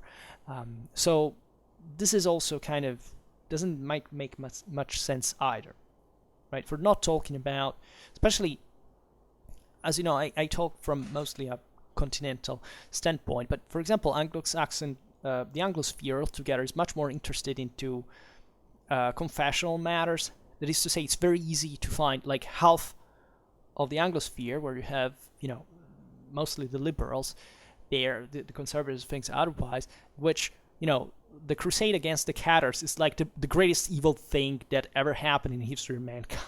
We studied the Middle Ages. The popes were evil. It was just a corrupt system. These bastards butchered all these innocent people. But have you ever actually studied, the Cathar history? Do you know, first of all, that they did the same exact thing? Like, they had their own inquisition. They were an exact copy of the Roman Church by express, politics and strategy. That they had their conversion enforcing measures. Do you know what happened there? Why the crusade actually happened? Do you have an idea of what were the average means of the time where this thing happened? We made videos on the Cathars, right? But this is just one of the countless examples of how, in popular culture there is like zero in terms of any historical awareness. That is to say, it's just, opening your mouth for venting some problem of yours rather than actually even thinking to try to understand something on a historical base. Sometimes it's not our fault because we're not provided those tools by school, not even by university sometimes. Right, and this is the sad reality. I don't think that medievalists actually know medieval history.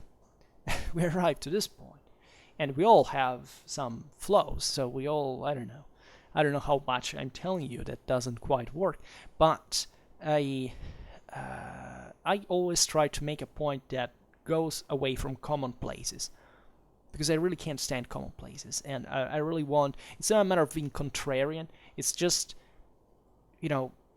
these things have literally been studied. So I didn't do the thing. Somebody else did the work, showed it, and that's how we studied, right? But because we studied it, and how many do study this? That however, still talk about it.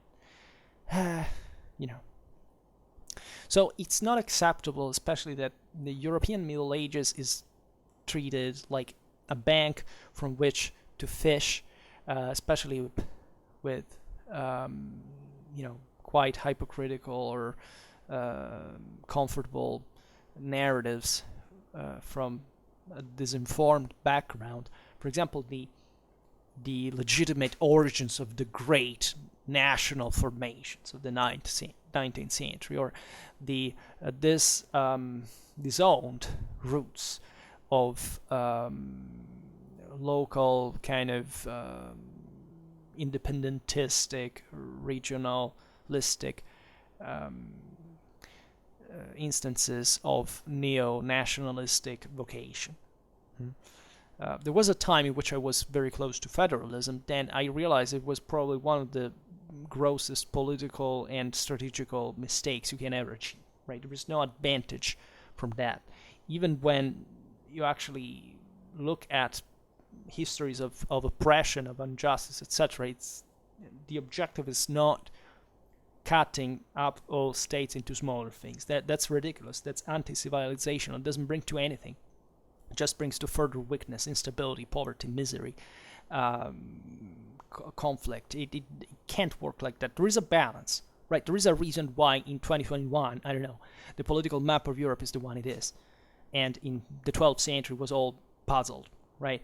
It corresponds to specific needs, and it's our need to live today like that, with that level of centralization, and rolling backwards is not really great.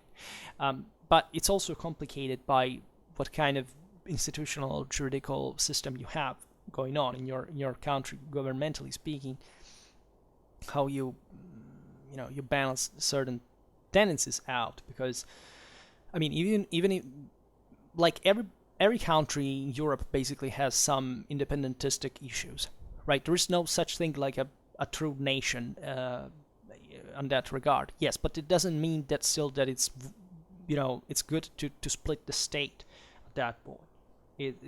Everybody loses, right?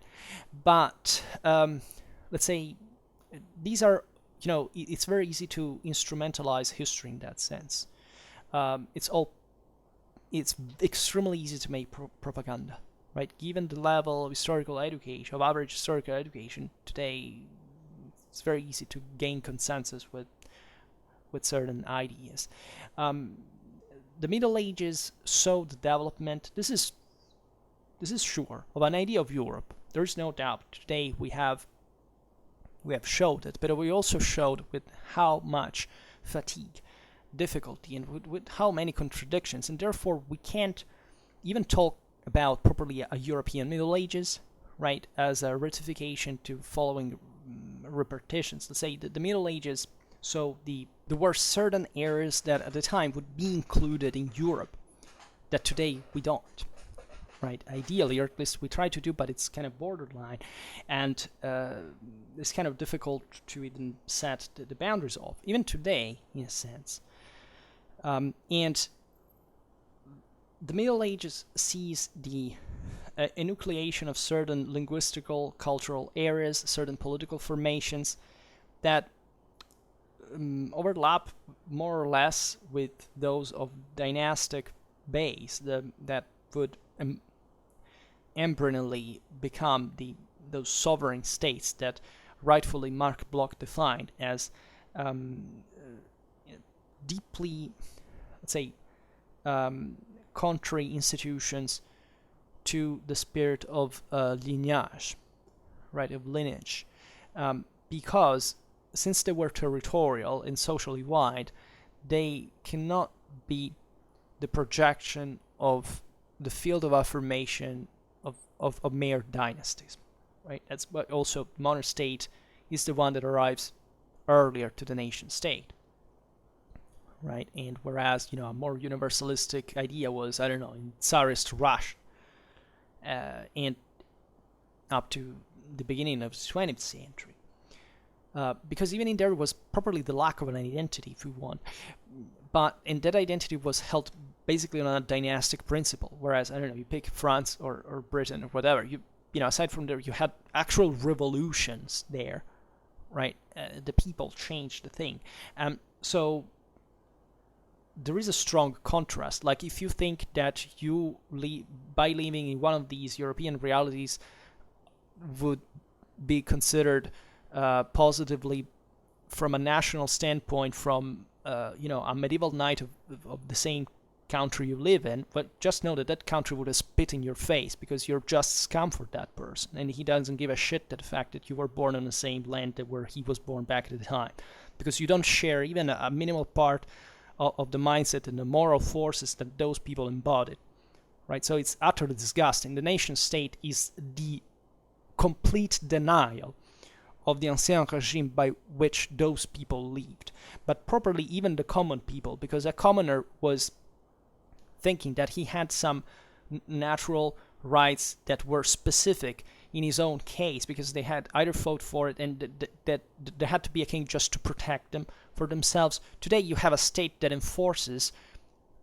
without any regard for any pregressed custom, its own power, on the point we don't use bayonets much anymore, but still, with a coercive force that, it's shockingly devastating by any pre-industrial standard, and that you just basically fit in that without even doing nothing about defending your own rights. And what kind of connection can there be between you and, I don't know, somebody who lived 1,000 years ago?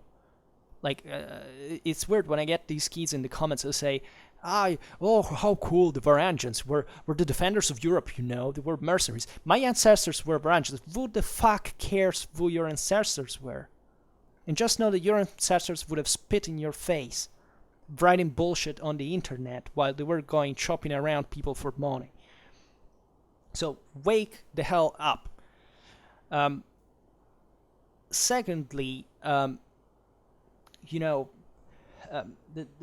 Middle Ages in this sense is it's not national, right? Not only because it was very fractioned, but also because there is nothing vocational in the lines of recomposition that eventually emerge in its final centuries, right? When you look at certain, let's say, national, right, you look at the Hussites, etc., they weren't actual national deals. These were just about, local powers to manage their own thing autonomously and trying to boost a stereotypical idea of the foreigner to leave their elites out. But when you realize what the fact that they basically lived in a multi-ethnic society with, I don't know, Slavs and Germans coexisting as they had always done for centuries and centuries, you realize it's nothing about that. And look at what happened in Europe during the 20th century. There was nothing like ethnic cleansing at the time. You didn't give a freaking damn about that. So whatever we came up with in the last 2 centuries or so, it's something not really messed up, but surely has certain sides that we should be able to look at more concretely, and also especially that, entail a completely different mindset from the ones that were using at the time. You can't properly even compare. You should be more careful at handling, given the possible consequences that we've seen can unleash, rather than, living in a delusion of you being like a person who lived 1,000 years ago. You will never be. Nobody will ever be. And especially, why would they be? Like, do you have an idea of what kind of moral standards they had? Right? That's the disgusting part. That by you ignoring that, not just you declare to be uneducated, but you also basically command what today you would immediately go whining to the police if it happened to you. And chances are that your ancestors at the time were also basically, just someone's serfs, to be honest. So this finalism is unacceptable. It doesn't matter which is the value that it triggers it, right?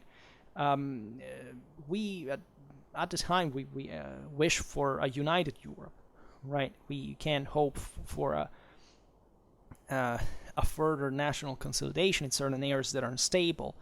There are also this, independentisms, federalisms, all this stuff that are, okay. We politically accept everything, or almost everything, but at least let's not disturb history, which is a serious thing and deserves definitely adequate care, understanding, time, which most political talk really doesn't.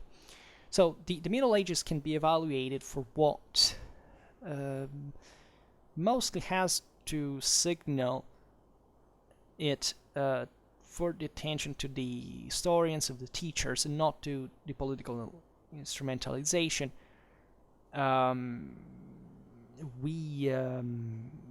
It's difficult, even, sometimes we still stumble into people that have problems with the concepts of Latinity or Germanism, and we have to make it a problem. If you want to pretend that, at some point the Latins won, at some point the Germans won, you don't know what the Middle Ages are.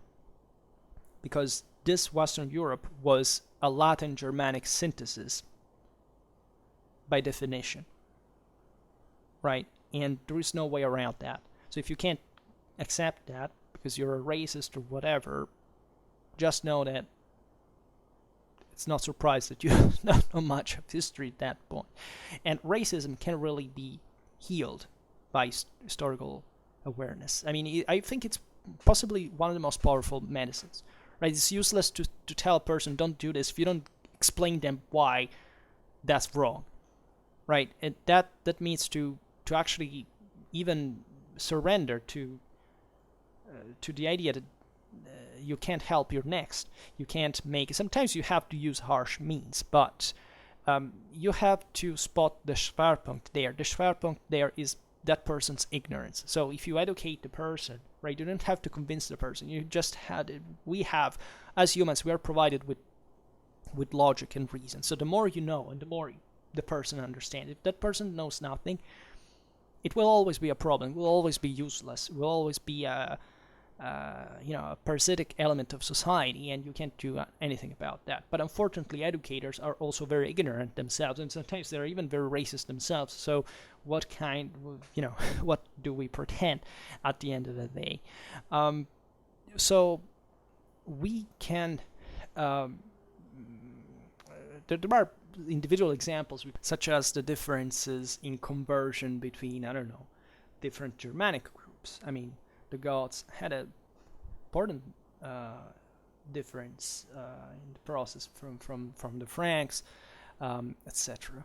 Don't think that even the same scholarship that tries to make sense of these things actually gets it wholly, right? Because the more I read, the more I realize how different narratives can be around such topics. I personally, as you know, focus on a political and military history, but I'm also a social one, of course. I'm fully Clausewitzian, and it seems to me that it always makes sense. That sometimes I check things when I make researches that I say, okay, this is like a blank page. I'll collect all the data. Let's see what it turns out. It turns out always the same thing along that triad connection and interaction.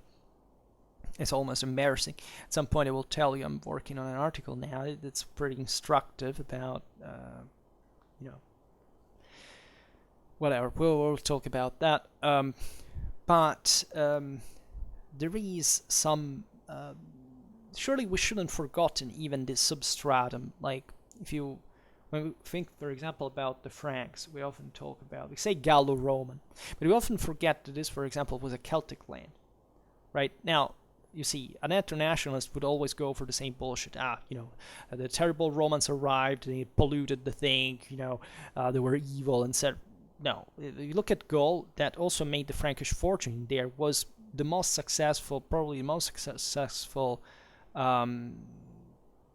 product of Romanization. I mean, the Gallo-Roman culture is one of the most interesting, complete, resilient cultures that the West has ever created, right? You can't see there, even just as we were saying before, you see the dynastic history. It's not just dynastic, it's properly what happened in Gaul over the centuries, and how even the French history shows this constantly: the people, its importance, its relevance, demographic resources, the French Revolution, institutional, how many constitutions they created, 5 recently, in the last centuries, the Jacquerie back in the day. I mean,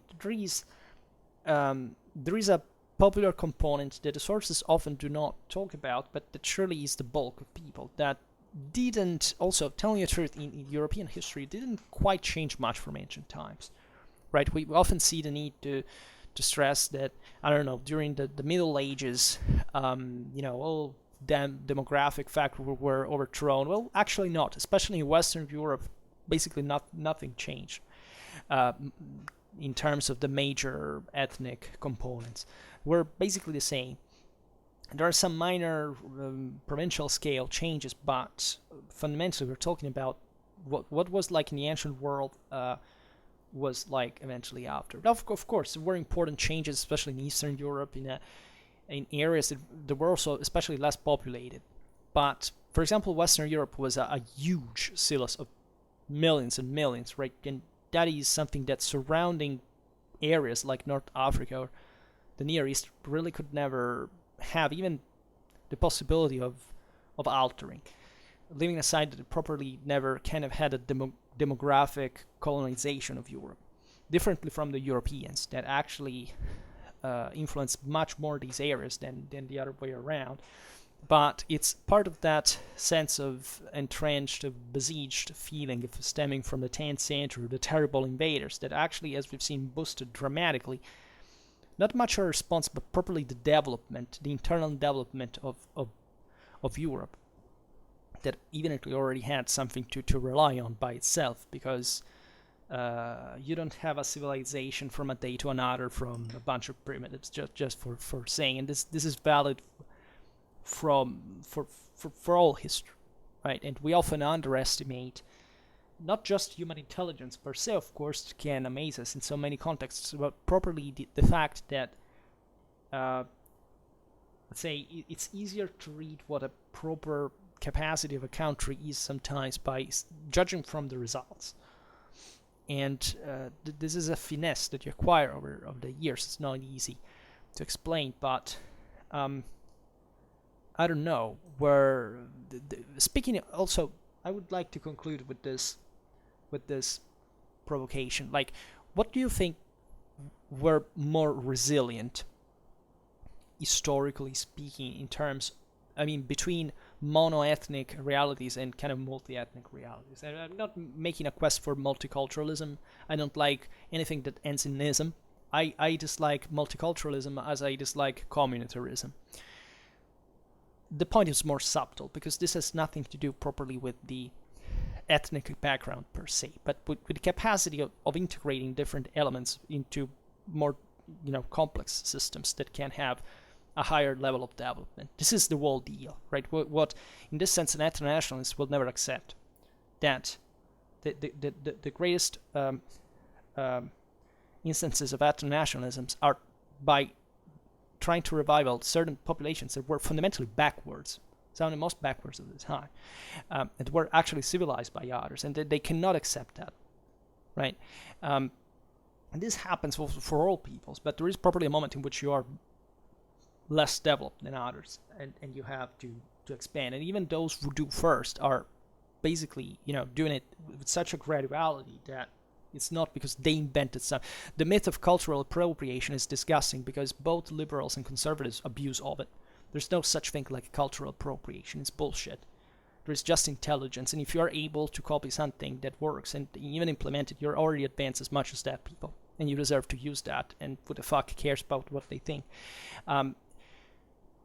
This is basic morals, right? If you can accept that you wonder why there are so many snowflakes out there, because they can take it, because it's literally a declaration of a dramatically low cultural resistance, which in fact happens exactly to primitive peoples. Primitive peoples are not the ones of the hard stock that fights for its own traditions. It's great civilizations that often have actually the handicap of having a great difficult to change because their structure is so imposing. More primitive peoples change literally from generations to another, spontaneously often, also if they are required, because they don't have that cultural resistance. They have less reasons to resist that, especially when they're presented with more complex stuff that is offering them, to live better, proper. But just to make an example, there are many let's say cultural synthesis. Think about the Principality of Kiev. Okay, it was razed to the ground to the Mongols, but it's like, together with the Romans, the greatest military machine ever seen in the history of mankind. So like, that's, we forgive the Rus for having been destroyed. Even though they were declining a little bit themselves during the 13th century. But comparatively, you have the Principality of Kiev, that is the Russia composed by Slavs and Varangians of Scandinavia.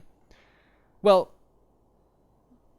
this was a cluster of principalities, right? It was never a truly unitary reality, even though there was a kind of a sovereignty there.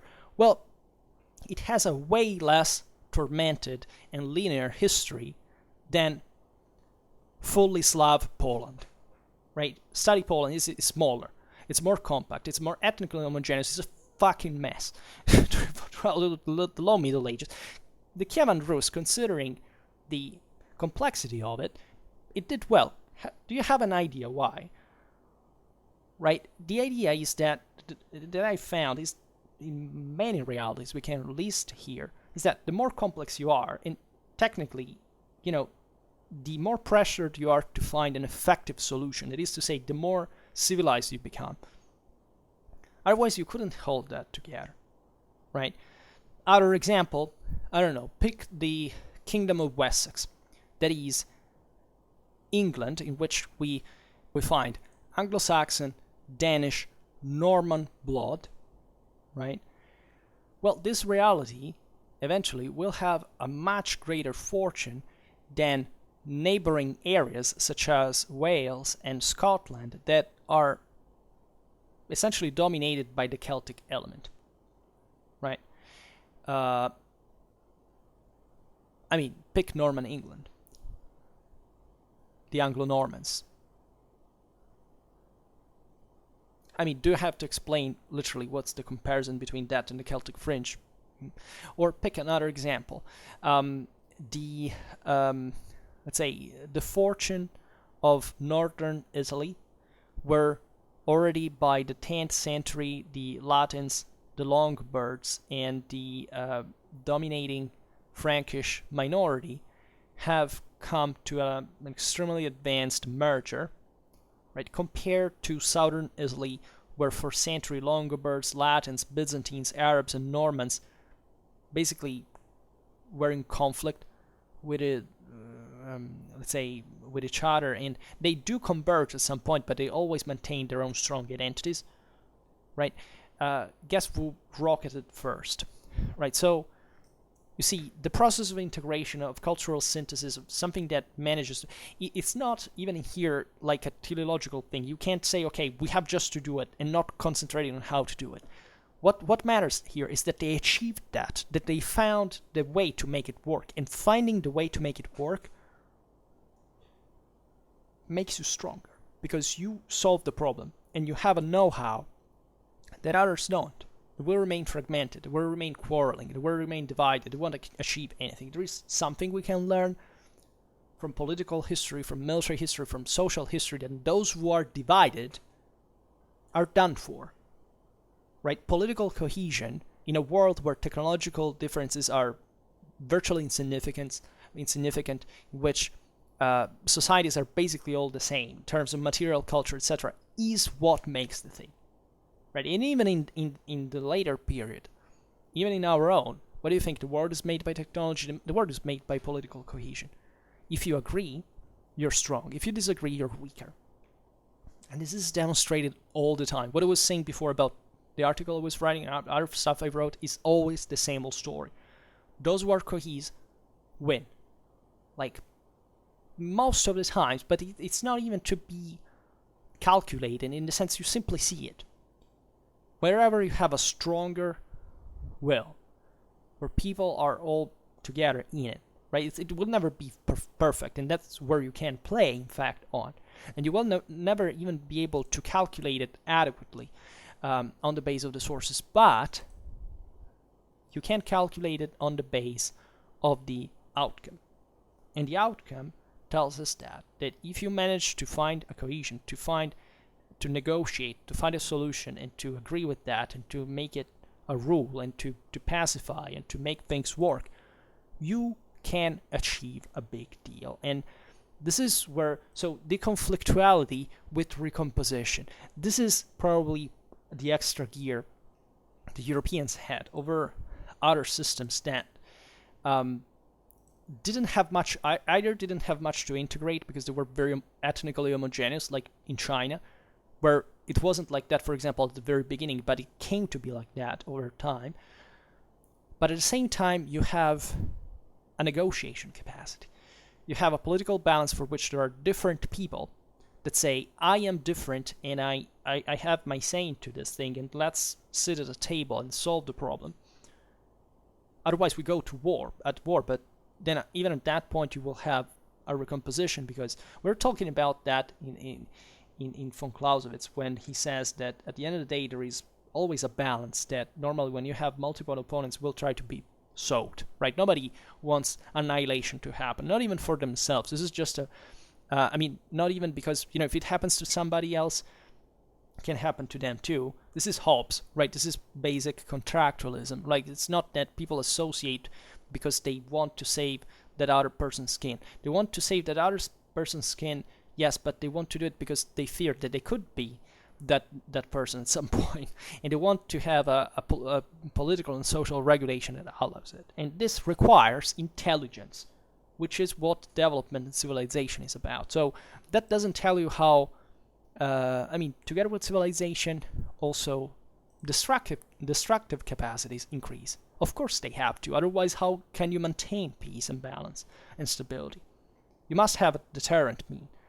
Right, and that's why we live in one of the single most Pacific history periods, because we have freaking weapons of mass destruction that froze a little bit, saying, okay, well, let's wait a bit before using that. And it did serve. It's a risk.